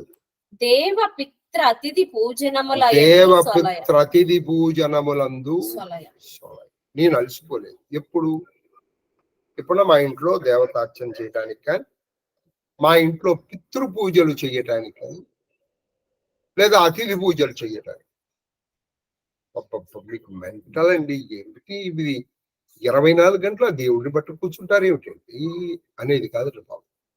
ఆయనకి కావలసిన అలాగే పితృ పూజలు చేసేటప్పుడు ఇదిగో ఈసారి మీ అమ్మ నాన్న తీసి నేను ఇంట్లో పెట్టలేను, నేను వండలేను, వెళ్ళి ఎక్కడ కామాక్షిలోనో లేకపోతే మీనాక్షిలోనో గాయత్రిలోనో పెట్టుకోపో, వీలైతే నేను వచ్చి భోజనం చేస్తాను లేకపోతే రాలేదు అనలేదు. రెండు, అతిథి పూజలు నువ్వు పని పాట లేకుండా ఇంటికి స్నేహితుల్ని లేకపోతే గురువు అని ఇంకోటిని తీసుకొచ్చి నేను వాళ్ళ సేవ చేయలేను, నేను చేయలేను అని అనలేదు. అందుకని ఆవిడ స్వర్గానికి వెళ్ళిపోయాడు. ఎవరు? ఈ శాండీ. ఇలువడి తలవాకిలు ఎప్పుడు నెరుగక ఇలువడి తలవాకిని తలవాకిలు ఎప్పుడు నెరుగక పెలుచ నవ్వక అది నేను ఎప్పుడూ కూడా ఇలువడి తలవాకిలి అంటే ఇలువడి నడతతో ఇలువడి తలవాకిలి వీధి వాకిల్లో ఎప్పుడు నెరుగక ఎప్పుడు తెలియక అంటే పెలుచ నవ్వక నేను రెండోది ఇంకోటి ఏం చేశాను? మొదటి ఇలువడి తలవాకిలు ఎప్పుడు నెరుగక అనగా మంచి నడబడితో వీధి వాకిలి తెలియకుండా ఉంటాడు. చాలా గొప్ప విషయం అండి. నేను మంచి నడుతాను, నాకు వీధి వాకిలి తెలియదు అంటే నేను వీధికి ఎక్కలేదు, నేను వీధికి ఎక్కలేదు, బయటకు వచ్చేసి ఏమిట్రా వ్యర్థమా అలా ఉండలేదు. తర్వాత పెలుచ నవ్వక ఇంట్లో గట్టిగా నవ్వకూడదు అనేదో విలన్ నవ్వినట్టు నవ్వకూడదు. తర్వాత శుద్ధి వెలయ విప్రభిక్ష ఓపిక కలిగి అది శుద్ధి వెలయ విప్రభిక్ష ఓపిక కలిగి పెట్టు. నేను శుద్ధిగా ఎప్పుడైనా విప్రులకి భిక్ష ఎలా పెట్టేదంటే ఓపికతో పెట్టేదాన్ని శుద్ధిగా పెట్టేదాన్ని. ఇగో అక్కడ ఉంది, నువ్వు పెట్టుకోపో, ఇప్పుడు నేను కొత్తగా చేయలేదు, పొద్దున్న చేసింది, ఏం మరాలా అతి పెట్టచ్చు. ఇప్పుడు వాడు వేదం నేర్చుకో అయితే ఇప్పుడు నేను చేయలేనా అబ్బా అని అనలేదు. శుద్ధిగా పెట్టేది, వినయంగా పెట్టేది. కార్యములకు వెలది మగుడ పతి వచ్చినప్పుడు కార్యములకు వెలది మగుడ పతి వచ్చినప్పుడు భక్తియు పొదల ఆసన పాద్యములు సుముఖ భావములను సేవవాటి. ఇంకా నేనేం చేసేవాడిని? కార్యములకు వెలది. అది కార్యములకు వెలది అంటే ఎప్పుడైనా ఆయన పని మీద చేయవలసిన వెలది అంటే వెళ్ళి, కార్యములకు వెలది అంటే ఏదో పని చేయడానికి ఆయన బయటికి వెళ్ళాడు, ఏదో చేశాడు కాసేపు, వెలది అంటే అయింది. కార్యములకు ఏదో పనులు చేసి మగుడ పత్తి వచ్చినప్పుడు అంటే మళ్ళీ వెళ్ళి మళ్ళీ తిరిగి ఆయన పనులన్నీ చేసుకుని వచ్చినప్పుడు ఆయన ఏం చేసేవాడిని? అగో అక్కడ అన్నం పెట్టేశాను, డైనింగ్ టేబుల్ మీద అన్నం పెట్టాను, తిరుగో అనేదాన్ని కాదు. నేను ఆయన కాళ్ళు కడుక్కోవడానికి నీళ్ళిచ్చి, చేతులు కడుక్కోవడానికి నీళ్ళిచ్చి, ఆసన పాద్యములు ఆయన కూర్చోవడానికి ఏర్పాటు చేసి, ఆయన కాళ్ళు కడుక్కోవడానికి నీళ్ళిచ్చి, సుముఖ భావనమన ఆయన వచ్చినప్పటికీ మంచి ముఖం పెట్టుకునేది. ఆయన ముఖం మొట్టలో ఓడిపోయేది కాదు. సుముఖ భావమున సేవవాటి. సుముఖంతో సేవ చేసేదాన్ని, కానీ చెయ్యి పని పట్టలేదు అనుకున్నా. ఇష్టం వచ్చినప్పుడు వస్తే 7, 8, 9 వస్తే బాగా పని పట్టలేదు అనుకో, నేను నిద్రపోక్కలేదు అనుకున్నా, రాకుండా నేను చక్కగా సేవ చేసేది సుముఖంగా. నువ్వు సేవ చేస్తున్నావు, తిడుతూ కాదు. తర్వాత బిడ్డల శిక్ష అంటే బిడ్డలకి తీర్చిదిద్దడంలో నేను ఎప్పుడూ అశ్రద్ధ వహించేదాన్ని కాదు. తర్వాత తిట్ట చెట్ట కనియు నాకు వేర ప్రియమనగలేదు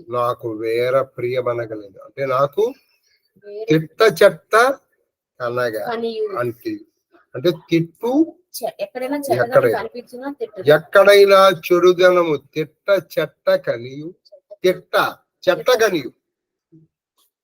అంటే ఎక్కడైనా చెడుదనం కనిపి నీవు ఇలా చేసావు, నీ మరిదికి ఇలా పెట్టావు, మీ అన్నయ్యకి ఇలా పెట్టావు, మీ అమ్మకి ఇలా పెట్టావు, మీ నాన్నకి ఇలా పెట్టావు.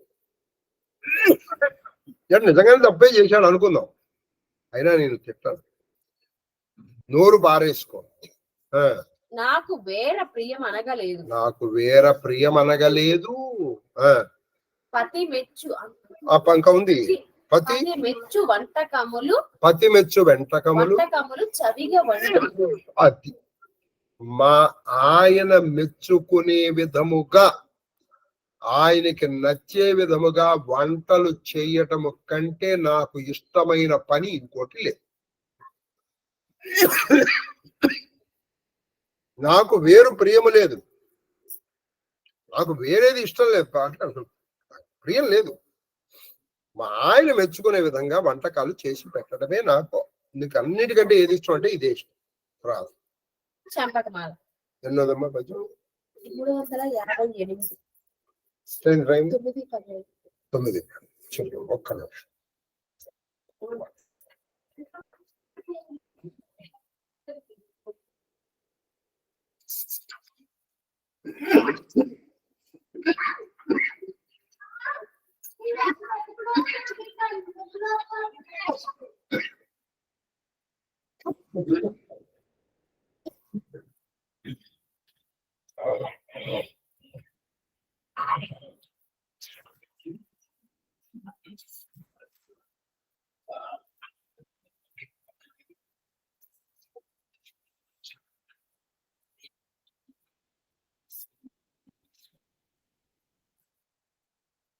తొమ్మిది 27 కాదు, సరేనా? చంపకమాల. చంపకమాల. వరుడొక వెంట నెన్నడు, వరుడొక వెంట నెన్నడు, వరుడొక వెంట నెన్నడు, ప్రవాసగతుండగుట నాటగోలే, ప్రవాసగతుండగు నాటగోలే, నాటగోలే, అపురుషుడు వచ్చునంతకును, అపురుషుడు వచ్చునంతకును, పువ్వులు పూతలు మేలి చీరల, పువ్వులు పూతలు మేలి చీరల ఆభరణములు లెక్కుడు, చెవుల పాక విశేషములు ఆదరింప. పరుసనం కొలుచు. ఒక్క నిమిషం చెప్తుంది. ఎప్పుడైనా ఈ వరుడు అంటే నా భర్త ఏదైనా పని మీద దేశాంతరము, గ్రామాంతరం అంటే మన గ్రామం వదిలి ఇంకో గ్రామానికి కాదు, దేశాంతరం అంటే మన దేశం వదిలి ఇంకో దేశం. లోకాంతరం అనకండి, లోకాంతరం అంటే ఈ లోకం వదిలిపెట్టి ఇంకో లోకానికి వెళ్ళిపోవడం, చనిపోవడం.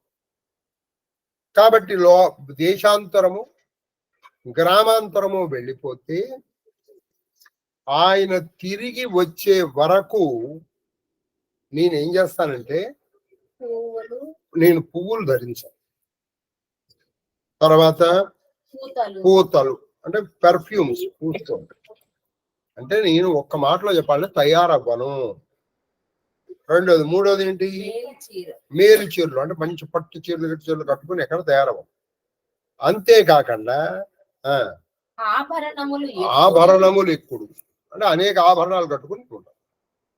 ఉంటే ఆయనతో పాటు వెళ్ళినప్పుడు ఇవన్నీ ధరిస్తారు. ఆయన లేనప్పుడు ఎక్కడికైనా వెళ్లాల్సి వస్తే సాదా సీదాగా వెళ్ళొస్తారు. అది అక్కడ మాట్లాడుకోండి. వరుడు ఒక వెంట నెన్నడు ప్రవాసగతుడు పరదేశము లేదా గ్రామాంతరము చెప్పాను కదా. వాళ్ళు వెళ్ళి మళ్ళీ రావడానికి కొన్ని రోజులు పెట్టింది అనుకో, ఆ వచ్చే వరకు నేను ఇలా ఉంటాను అంటే సామాన్యంగా ఉంటాను. అంతేకాదు ఆయన వచ్చే వరకు నేను ఆహారము తీసుకుంటాను ఎంతవరకు, అంతేగాని అప్పుడు రుచికరమైనటువంటి ఆహారాలు బాగా ఎక్కువ ఉండదు. అది కూడా చెప్పింది ఆవిడ. చెవుల పాక విశేషముల ఆదరింప. ఎవరైనా ఇచ్చినా వద్దులేండి, ఆయన లేకన్నా నువ్వు మీరు బాగా చేస్తాను, నువ్వు చేయండి, ఆయన ఉన్నప్పుడు చేస్తాను. అది ఎప్పరుసనం కొలుచు కూడురువ బంధులకు, ఎప్పరుసనం కొలుచు కూడురువ బంధులకు తగ నెమ్మి బంధువులకు తగునది. నేనేం చేస్తాను, ఇంటికి వచ్చినటువంటి బంధువులు వాళ్ళు మా వాళ్ళ లేకపోతే మా ఆయన వాళ్ళ అని చూడకుండా ఎవరైనా సరే ఇంటికి వచ్చిన బంధువులకి కూడురువ అంటే నేను కూడుని అన్నాన్ని పారవేయను వ్యర్థం చేయి. కూడురువ పారాయి వాళ్ళకి చక్కగా అన్నం పెట్టాలి. ఆ ఇంట్లో ఉన్న స్త్రీ అన్నాన్ని పారేయకూడదు. అది పరుసునన్ అంటే ఏ విధంగానైనా కొల్చు ఏ విధంగానైనా కొలుచు కొలుచు కొలుచు అంటే ధాన్యం. తర్వాత కొల్చు కూడురువ బంధులకు తగ నెమ్మి సల్పుగా బంధువులకు కడు నిమ్మి, బంధువులకేమో చక్కగా భగవతంగా ప్రీతి అంటే వాళ్ళని సేవిస్తారు. ఇవి రాజాలు అంటే సేవలతో అత్తమామ సంతోషంలాగా 10 మంది మెచ్చు కల్పవల్లిగా అని రాశారు. అదనమాట కందపద్యం. గోవులు మొదలగు తిర్యజ్జీవుల గోవులు మొదలగు తిర్యజ్జీవుల సుఖవృత్తులు అరసి చెల్లించు సుఖవృత్తులు అరసి చెల్లించు. గోవులు వాటికి ఎలా ఉంటే వాటికి సుఖంగా ఉంటుందో తెలుసుకుని నేను అలా ప్రవర్తిస్తాను. గృహశ్రీ వర్తనంబునకు పతిభావము సంకటపడంగా పలుకనొకటి అంటే గృహశ్రీవర్తనమునకు అంటే ఇంటిలో శ్రీవర్తనము, ఇంటి సంపద సాగుదల వీటిలో నేను మా భర్తకి కలతపడే విధంగా ఒక మాట ఏమిటి కళ్యాణం అయ్యి నీ దగ్గరికి వచ్చి నాకు వచ్చింది ఏమిటి, నువ్వు నాకేం చేసావు, అది ఆవిడ ఎన్ని నగలు చేయించు, నువ్వు నాకేం చేయొచ్చు, నేను ఎప్పుడు నీకు సేవ చేయడమేగా నా బతుకంతా అని ఇలా ఎప్పుడు మాట అని చెప్పి తేటగీతి అగ్ని ఓపి రక్షింతు ఎందుకంటే ఒకప్పుడు వాళ్ళు నిత్యాగ్నిహోత్రం అంటే ఇవాళ ఆయన అగ్ని కార్యం చేసుకుని ఇంకా మళ్ళీ అగ్నిలో ఈవిడ ఉన్నప్పుడల్లా ఏం చేయాలంటే పని ఉన్నప్పుడల్లా వెళ్ళి ఒక సమితి వేస్తూ ఉంటాడు. అంటే ఆ మర్నాటి వరకు ఆ అగ్నిని రక్షించాలి. ఆ మర్నాడు మళ్ళీ ఆయన నిర్మాల్యం తీసేసుకుని మళ్ళీ అగ్ని దాన్ని నేను రక్షిస్తాను. రహస్యమైన దాని వెలిపుచ్చము. ఏదైనా రహస్యం మా ఆయన లేదా ఎవరైనా నాకు చెప్పారనుకోండి, నేను దాన్ని ఎప్పుడు ఎవరికి చెప్పను. చాలా జాగ్రత్తగా ఆ రహస్యాన్ని కాపాడే ప్రయత్నం చేస్తాను. గర్భంబు దాల్చి ఉన్నప్పుడు వాచవులెల్లను అబుల పెట్టి దానికి ఎయ్యవి పద్యములు వానికొను. నేనేం చేస్తానో తెలుసా, నేను గర్భవతిగా ఉన్నప్పుడు వాచవులెల్ల నోటి రుచులని పక్కన పెట్టేసి, అంటే నాకు ఇష్టమైంది తిన్నప్పుడు, ఆ గర్భవతిగా ఉన్నప్పుడు నేను ఏది తినాలో అది తింటాను. ఎందుకని, నేను గర్భవతిని సంస్కృతంలో ద్వౌహృది అంటారు. అప్పుడు ఈవిడ తినేటువంటి పదార్థాలు ఈవిడ మనస్తత్వాన్ని బట్టి ఆ పిల్లవాడి మనస్తత్వం ఏర్పడుతుంది. అందుకని అప్పుడు ఆవిడ చాలా సౌమనస్యై ఉండాలి. సౌమనస్య, అందుకే చూడండి ఆవిడ పేరు సోమాన కలిసింది. మంచి మనస్సుకు ఉందనుకోండి నీకు అలాగే వస్తుంది.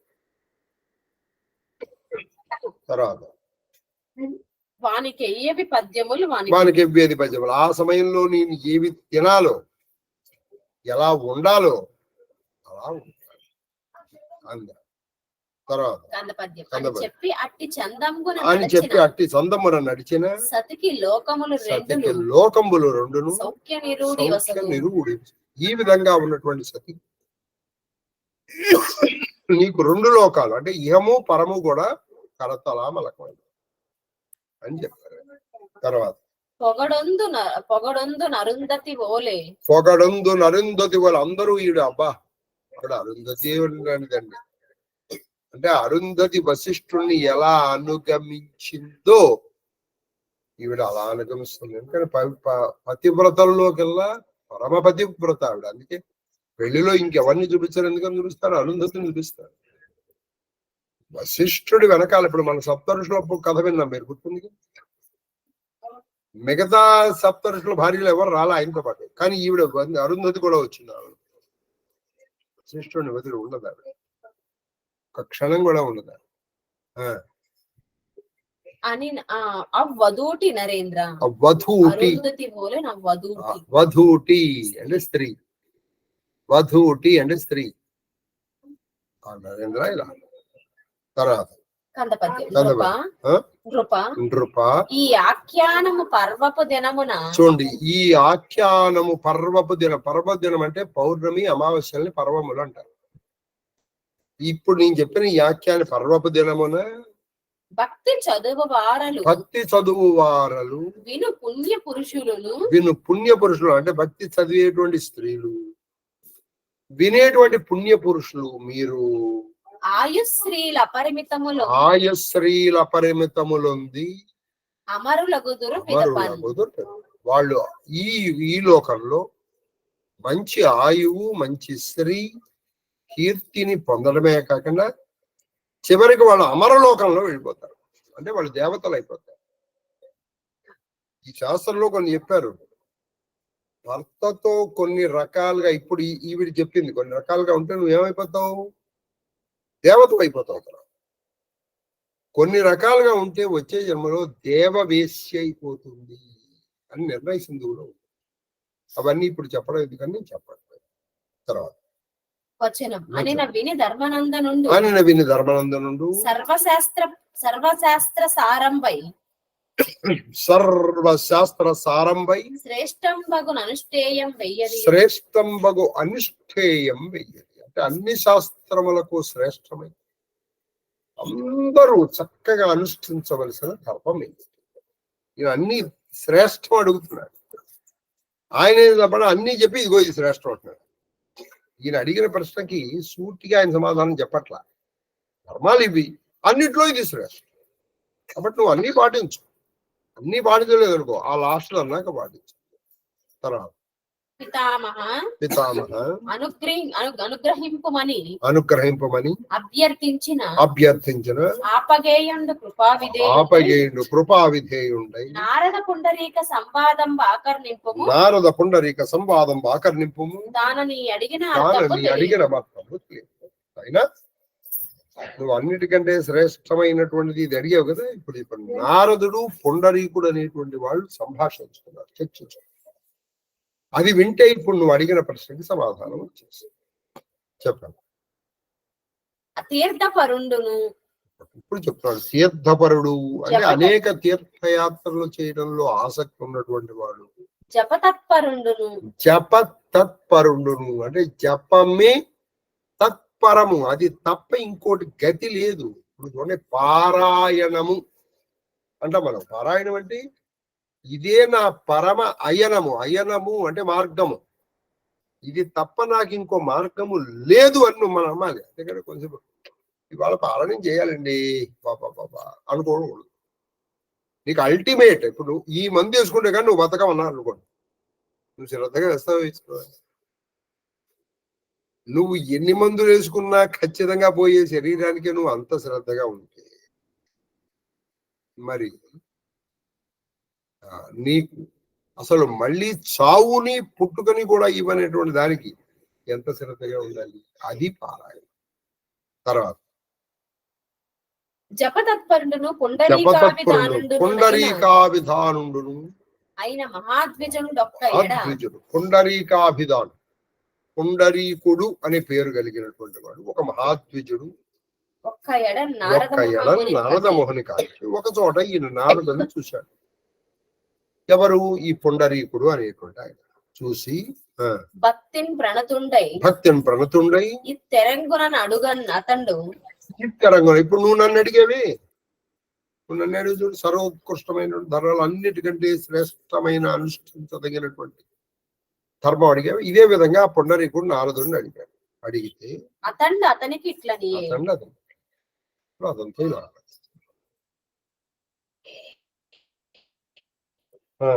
తర్వాతి ఘట్టం తర్వాత. నారద పుండరీక సంవాదం వను నారద పుండరీక సంవాదం పరమేతిహాస ప్రకారం ఇది పరమ ఇతిహాసం.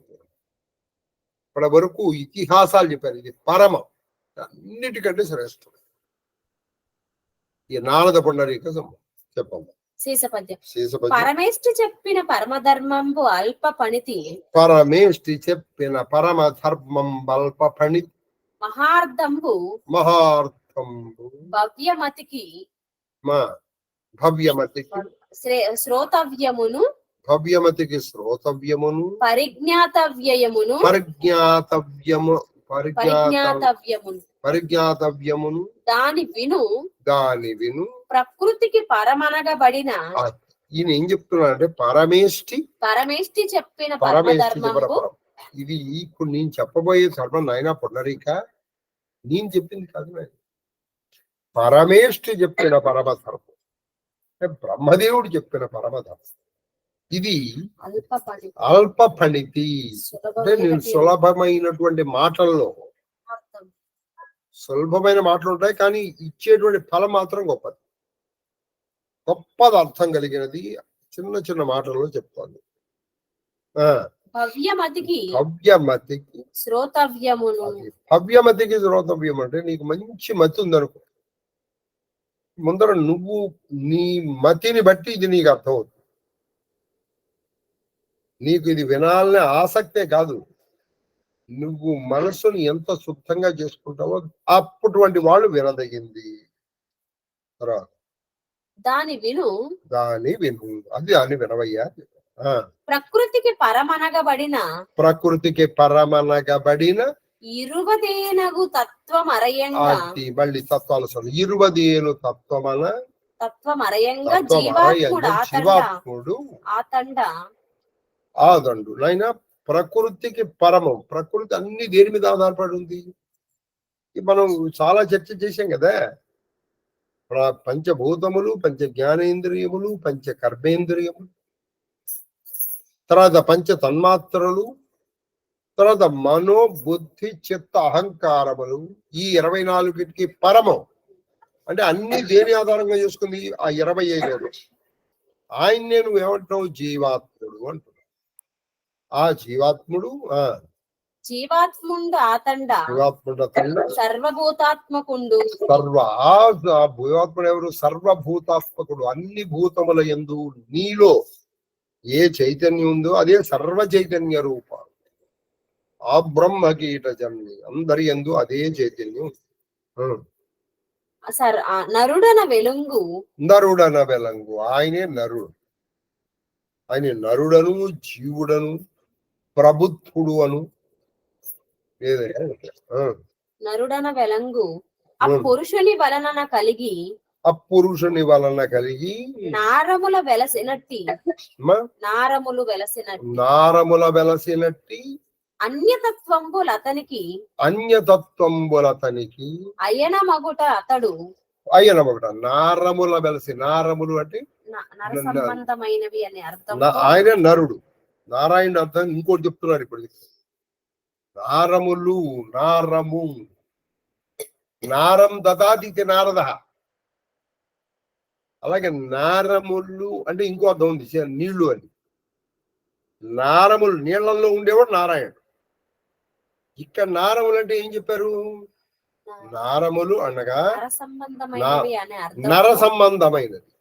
ఈ జీవాత్ముడినే నరుడు అని కూడా అంటారు. నరుడికి ఈయన ఆయనము అంటే నరులందరూ నడవవలసిన మార్గము. నరులందరూ నడవవలసిన మార్గమును మనందరినీ ముందర నడిపించేవాడు నారాయణుడు. మనందరినీ ముందర నడిపించేటువంటి నారాయణుడు.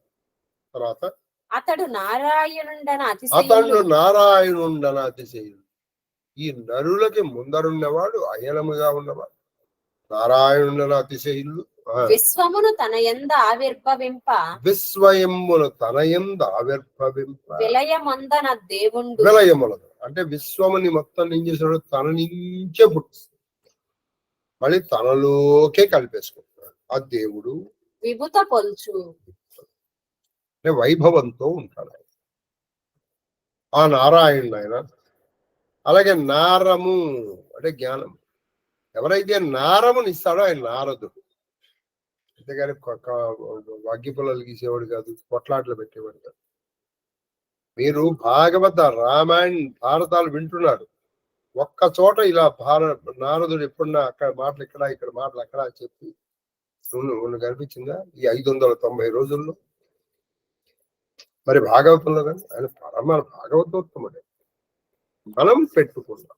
ఆయన కలహాసురుడు అని మనం ఇచ్చాం బిరుదు, ఎవరు ఇవ్వలేదు. ఆయనకు అటువంటి ఆలోచనలు లేవు. అది మనం ఒక క్యారెక్టర్ ద్వారా రక్తి కట్టించడం కోసం చేసాం. తర్వాత ఇప్పుడు టైం ఎంత పద్యం 365 అయ్యి ఇంకా 4 పద్యాలు చెప్పాలి. చెప్పం ఇంకా 4 పద్యాలు చెప్తే ఏమవుతుందంటే ఇది 39, 4 45 పద్యాలు అవుతాయి. కాబట్టి ఇంకో 4 పద్యాలు చెప్పేస్తాం. చెప్పమ్మా. పరమ బ్రహ్మం అనగా పరమ బ్రహ్మం అనగా ఆ నారాయణుడినే పరబ్రహ్మం అంటారు. పరతత్వం అనగా పరతత్వం అనగా పరమపదం అనగా పరమపదం అనగా ఈశ్వరుడన విష్ణుడన జగద్భరిత నారాయణుడు జగద్భరిత నారాయణుడు. నువ్వు ఆయన్నే పరబ్రహ్మమను, పరాత్పరుడు అను, లేకపోతే పరతత్వమను, విష్ణువను, ఈశ్వరుడను, జగత్తునంతటినీ ధరించి భరించి పోషించేవాడను ఆయనే నారాయణ. అది పేర్లతో అర్థం.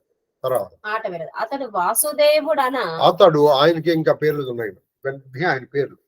అతడు వాసుదేవుడు. ఆత్మ అనగా ఆయన్నే ఆత్మ అని పిలువు. కాబట్టి నీలో ఉన్నది ఆయనే ఆత్మ అనగా. వేదాంత వాక్య బోధ్యుడు. వేదాంత వాక్య బోధ్యుడు అంటే వేదాంత వాక్యముల చేత తెలియబడేవాడై వెలుగు. ఆయన ఎవరు అంటే ఓ తత్వమసి అహం బ్రహ్మాస్మి అటువంటి మాటల చేత తెలియబడేటువంటి వాడై. నరులక పదములు నామాంతరంబుల అర్ధాంతరంబులేని అవి నామములో భేదములే గాని అర్థంలో భేదం లేదు. ఏది పరతత్వం అన్నా, పరబ్రహ్మం అన్నా, నారాయణుడన్నా, వాసుదేవుడన్నా,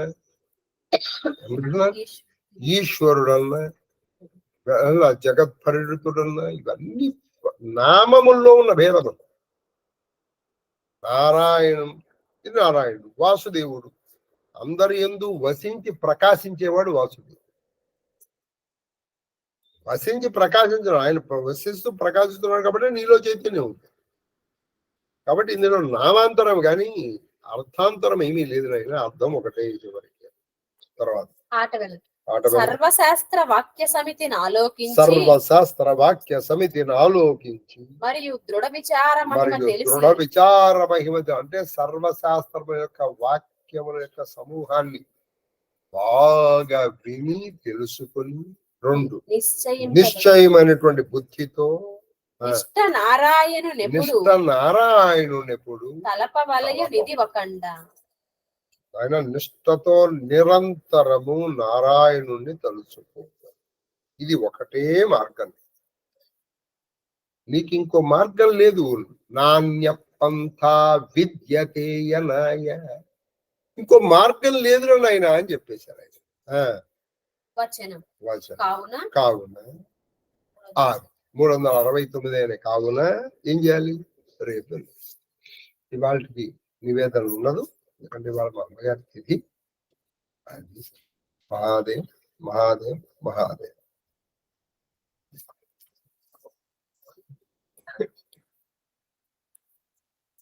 369 అయినాయి అంటే ఇంకా 31 + 51 అంటే 50 + 82 పద్యాలు ఉన్నాయి. అంటే రోజుకి 36 పద్యాలు చెప్పినా మనం ఇవాళ చెప్పిన 45 చెప్తే బాధ లేదు. 36 పద్యాలు చెప్పినప్పటికీ ఇంకొక 2.5 రోజుల్లో అంటే శని, ఆది, సోమవారానికి అయిపోతుంది. కరెక్ట్ సంక్రాంతి, మకర సంక్రాంతి. మీరు ఒక విచిత్రం చూసారా? భీష్ముడు ఉత్తరాయణ పుణ్యకాలంలోనే చనిపోతుంది. ఎందుకని? ఇప్పుడు ఉత్తరాయణం వచ్చేస్తుంది, ఉత్తరాయణ పుణ్యకాలంలో జరుగుతుంది. ఇది వాసుదేవుడి కృప కాదంటారా? మహాదేవ మహాదేవ మహాదేవ మహాదేవ మహాదేవ. ఓయ్ బల్లాయిని వచ్చాడు, ఇంకెవరు లేరైతే. మహాదేవ మహాదేవ మహాదేవ. బల్లబాబు ముందుకొచ్చేసాడు. బల్లబాబు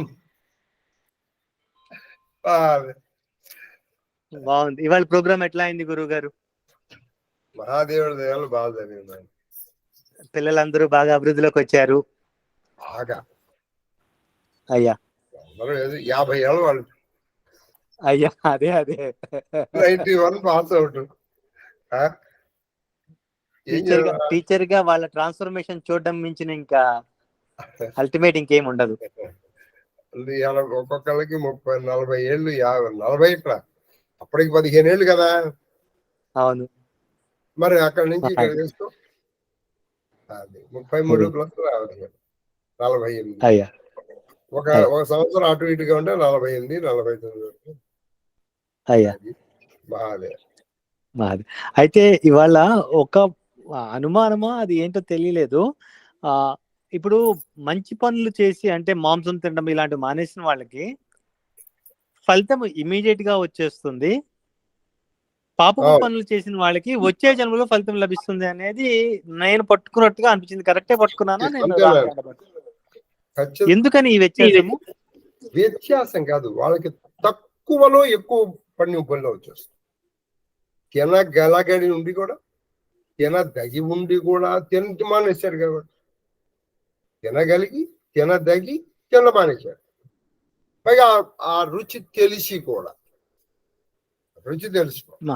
ఇప్పుడు అదే బ్రాహ్మణుడు కూడా చాలా కష్టపడాలి, ఆ పదం రావడానికి చాలా కష్టపడాలి. అది వ్యత్యాసం. కాబట్టి ఇంకో చిన్న ఉందంట, మీకు ఇంకో చిన్న ఉదాహరణ. ఒక రోజున మనం ఒక చిన్న కాంపిటీషన్ పెట్టాం. ఎవరికి?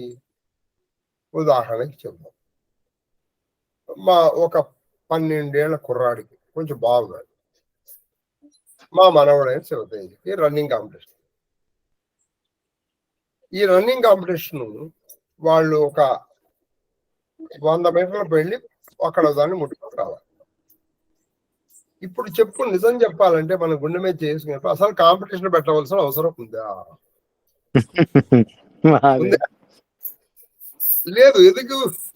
ఎవడు గెలుస్తాడో మనం పెట్టకపోవడమే చెప్పచ్చు. లేదా ఇంకో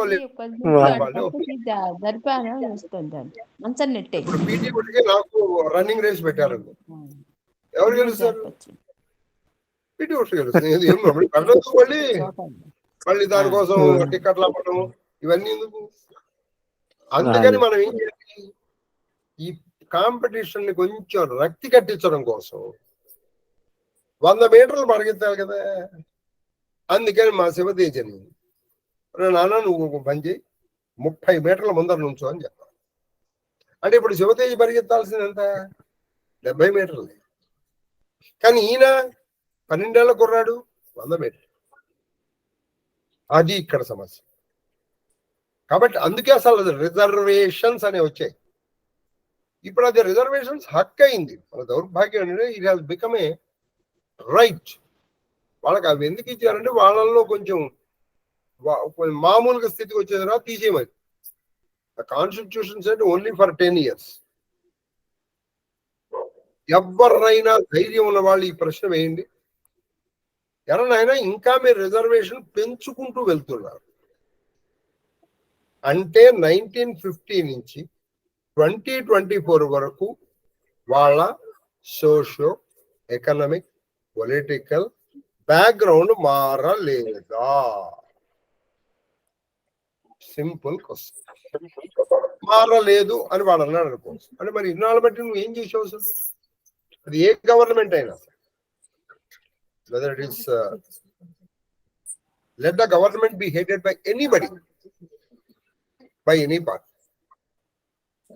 మరి ఎందుకు రిజర్వేషన్స్ వస్తున్నాయి? ఇంకా మీరు బాగా చూస్తే ప్రతి జాతి పెరుగుతోంది. మాకు రిజర్వేషన్ ఇవ్వండి, మాకు రిజర్వేషన్. అంటే వీళ్ళలో బ్యాక్వర్డ్నెస్ పెరుగుతుందా, డెవలప్మెంట్ వస్తుందా? మళ్ళీ మనం అనుకుంటాం. మీరు పొలిటికల్ ఇష్యూ రైజ్ చేయడం నా ఉద్దేశం కాదు. వాళ్ళకి కొంత రిజర్వేషన్స్ అంటే వాళ్ళకి కొన్ని ఇచ్చేసామనుకో, ఎక్సెప్షన్స్ ఇచ్చాడు. అప్పుడు వాళ్ళకు కూడా కొంచెం కాన్ఫిడెన్స్ వచ్చి వాళ్ళు కూడా వస్తారు. రాగానే నాయన రైట్, ఇన్నాళ్ళు చేసాం. ఇప్పుడు ఇందాక నేను చెప్పినట్టు శివతేజకి ఆయనకు వచ్చేసింది, ఆయన గెలిచాడు అనుకుందాం, శివతేజ గెలిచాడు అనుకుందాం. ఇప్పుడు శివతేజ కూడా 12 ఏళ్ళు వచ్చాయి. ఇప్పుడు కూడా శివతేజ నువ్వు నాకు రిజర్వేషన్ క్లెయిమ్ చేసి అనుకోండి, ఈజ్ ఇట్ నాట్ ఇంజస్టిస్? జరుగుతున్నది ఇప్పుడు అదే. అంటే భారతదేశంలో ఒకటి ఉంది గురువు గారు, భారతదేశంలో ఏంటంటే ఫ్రీడమ్ కొంచెము అవసరమైన దానికంటే ఎక్కువ ఇచ్చారు. ఓకే, మిగతా దేశాల్లో ఇట్లా మాట్లాడడం జరిగితే వాళ్ళని ఇమీడియట్ గా ఎలిమినేట్ చేస్తారు, వాళ్ళు కనిపించారు. మన దేశంలో మనం మాట్లాడుకునే అవకాశం మనకు కల్పించారు, అందుకే నేను మాట్లాడుతున్నాం. అదే చైనాలో ఇట్లా మాట్లాడడానికి అవకాశం లేదండి. మన అదృష్టం, మన ఈ దేశంలో పుట్టాం, అందుకని మాట్లాడగలుగుతున్నాం. But end of the day creamy layer లో ఎవరైతే ఉంటారో, ఎవరైతే అడ్మినిస్ట్రేషన్ లో ఉంటారో, ఎవరైతే పొలిటీషియన్స్ అయి ఉంటారో, but they know their pain points, we don't know the pain points. అంటే ఇప్పుడు వాళ్ళకి తెలుసు, కానీ ఇది ఏదో ఒక రోజుకైతే ఆగిపోవాలి. చిన్న లాజిక్ తీసుకో, మనం చెప్పలేం గురు గారు. We are not the politicians, let politics be played by politicians గురు గారు. అదే కాబట్టి ఇప్పుడు నేను ఇంతకీ ఎగ్జాంపుల్ ఎందుకు చెప్పానంటే, వాళ్ళకి కాంపిటీషన్ కరెక్ట్ గా ఉండాలంటే వీళ్ళకి కొంత ఎక్సెప్షన్, కొంత రాయితీ అది అందుకని వాళ్ళకి ఇచ్చారు. అది ఎందుకని? వీళ్ళలాగా వాళ్ళు ఇప్పుడు మనం అంటే ఆ శాస్త్ర ప్రకారం వాళ్ళు ఉపవాసాలు చేయకూడదు, వాళ్ళు వేదాలు చదవకూడదు, అలాగే కొన్ని చోట్లకి వెళ్ళకూడదు, వాళ్ళు యజ్ఞాలు చేయకూడదు. మరి వాళ్ళు ధరించాలి కదా, వాడు ధరించాలి, అందుకని ఇచ్చారు.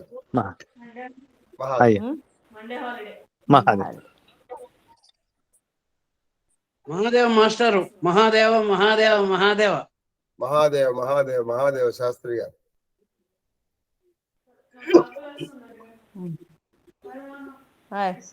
మహాదేవ మహాదేవ మహాదేవ గురువు గారు. మహాదేవ మహాదేవ మహాదేవ మహాదేవ గురువు గారు. తమ్ముడు గారు దేశేసి నమస్కారం. అమ్మాకయ్య గారు మహాదేవ మహాదేవ మహాదేవ మహాదేవ మహాదేవ మహాదేవ మహాదేవ గురువు గారు, మీ పాద పద్మములకు నా శిరస్సు వంచి ఎత్తుకోటి నమస్కారాలు. అమ్మగారి పాద పద్మములకు నా శిరస్సు వంచి ఎత్తుకోటి నమస్కారాలు. మహాదేవ మహాదేవ మహాదేవ మహాదేవ మహాదేవ మహాదేవ కన్నప్ప. మహాదేవ గురువు గారు. మహాదేవ మహాదేవ మహాదేవ మహాదేవ మహాదేవ మహాదేవ నాయన కేక్యూ.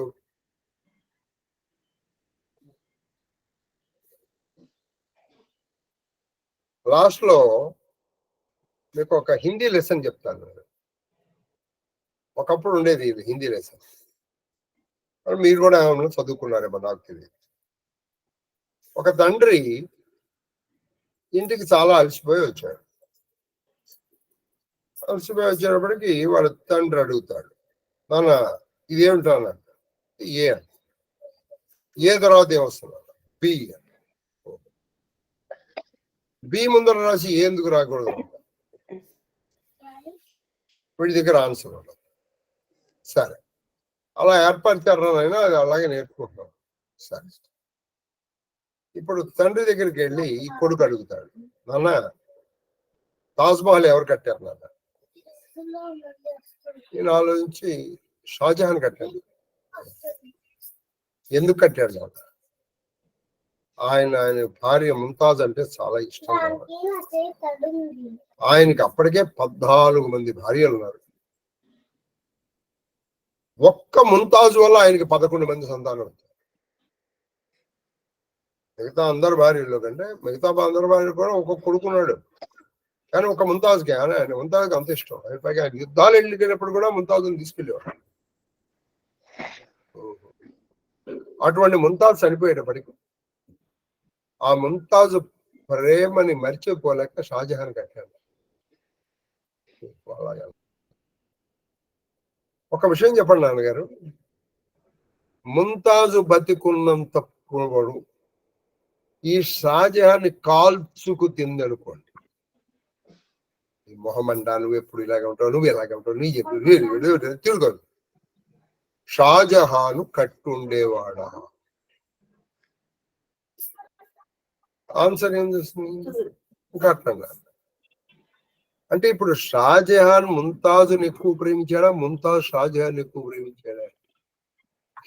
వాడి దగ్గర ఆన్సర్ లేదు. షాజహాన్ ముంతాజుని ప్రేమించాడు, వెరీ గుడ్, అందుకని కట్టాడు. కానీ ముంతాజ్ ఇతన్ని ఎంత ప్రేమించింది, ఎంత సేవించింది? తను చనిపోయిన తర్వాత కూడా తనని మరిచిపోలేనంతగా ప్రేమించాడు. అందుకే ఆ పని చేశాడు. అదే ఈ బతికుండంగా ఈవిడ కాల్చుకు తింది అనుకున్నాడు. మరి షాజహాన్ ప్రతి భార్య కట్టించలేదే. అంటే ముంతాజే షాజహాన్ ఎక్కువ ప్రేమించింది కదా అని అన్నారు. ఇప్పుడు ఇందాక అంగన్లో వచ్చేసినప్పటికీ అలా ఉంటే అది ఏ కులమైనా ఏ మతమైనా వాళ్ళు ఉంటారు. అంటే ప్రతివాడు తాజ్మహల్ కట్టాల్సిన అవసరం లేదు, మనం కట్టలేవు కూడా. వాడు ఒకప్పుడు ఒక అడ్వర్టైజ్మెంట్ వచ్చేది, అడ్వర్టైజ్మెంట్ చాలా భయంకరమైన అడ్వర్టైజ్మెంట్. ఇది Prestige cooker, pressure cooker. Those who love their wives will buy pressure.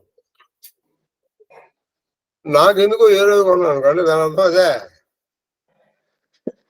ఇప్పుడు నువ్వు నాకు తాజ్మహల్ కట్టలేవు, కట్టలేదు, నేను కట్టలేదు, అయితే నేను నీకు బ్రాహ్మణ లేదు, నీ చిచ్చి నిండితో ఉండాలని ప్రతి భార్య వెళ్ళిపోతే ఇక్కడ ఈ దేశంలో ఎక్కువ మంది విడిగానే బతకాలి. మహాదేవ్ మహాదేవ గురుగారు, మహాదేవ మహాదేవ మహాదేవ మహాదేవ్ మహాదేవ హిమక్క మహాదేవ గురుగారు.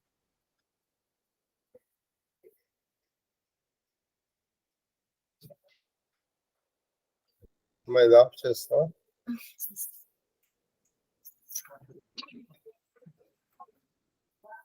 $369 అయిన వల్ల దీని తర్వాత కట్టడం మైత్రి. ఇప్పుడు మనం ప్రస్తుతం మైత్రి ఏది కట్టడం నడుస్తుంది? మనాలద పుండరీక సంఘం.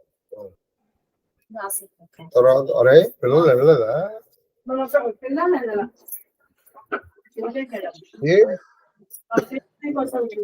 తగ్గడానికి ఓపికలేదు ఆయన. తగ్గి తగ్గి తగ్గి నష్టాన్ని ధర్మజునకు శ్రీకృష్ణుని చరిత్రకు సత్తు. నెక్స్ట్ కట్టాలి అది.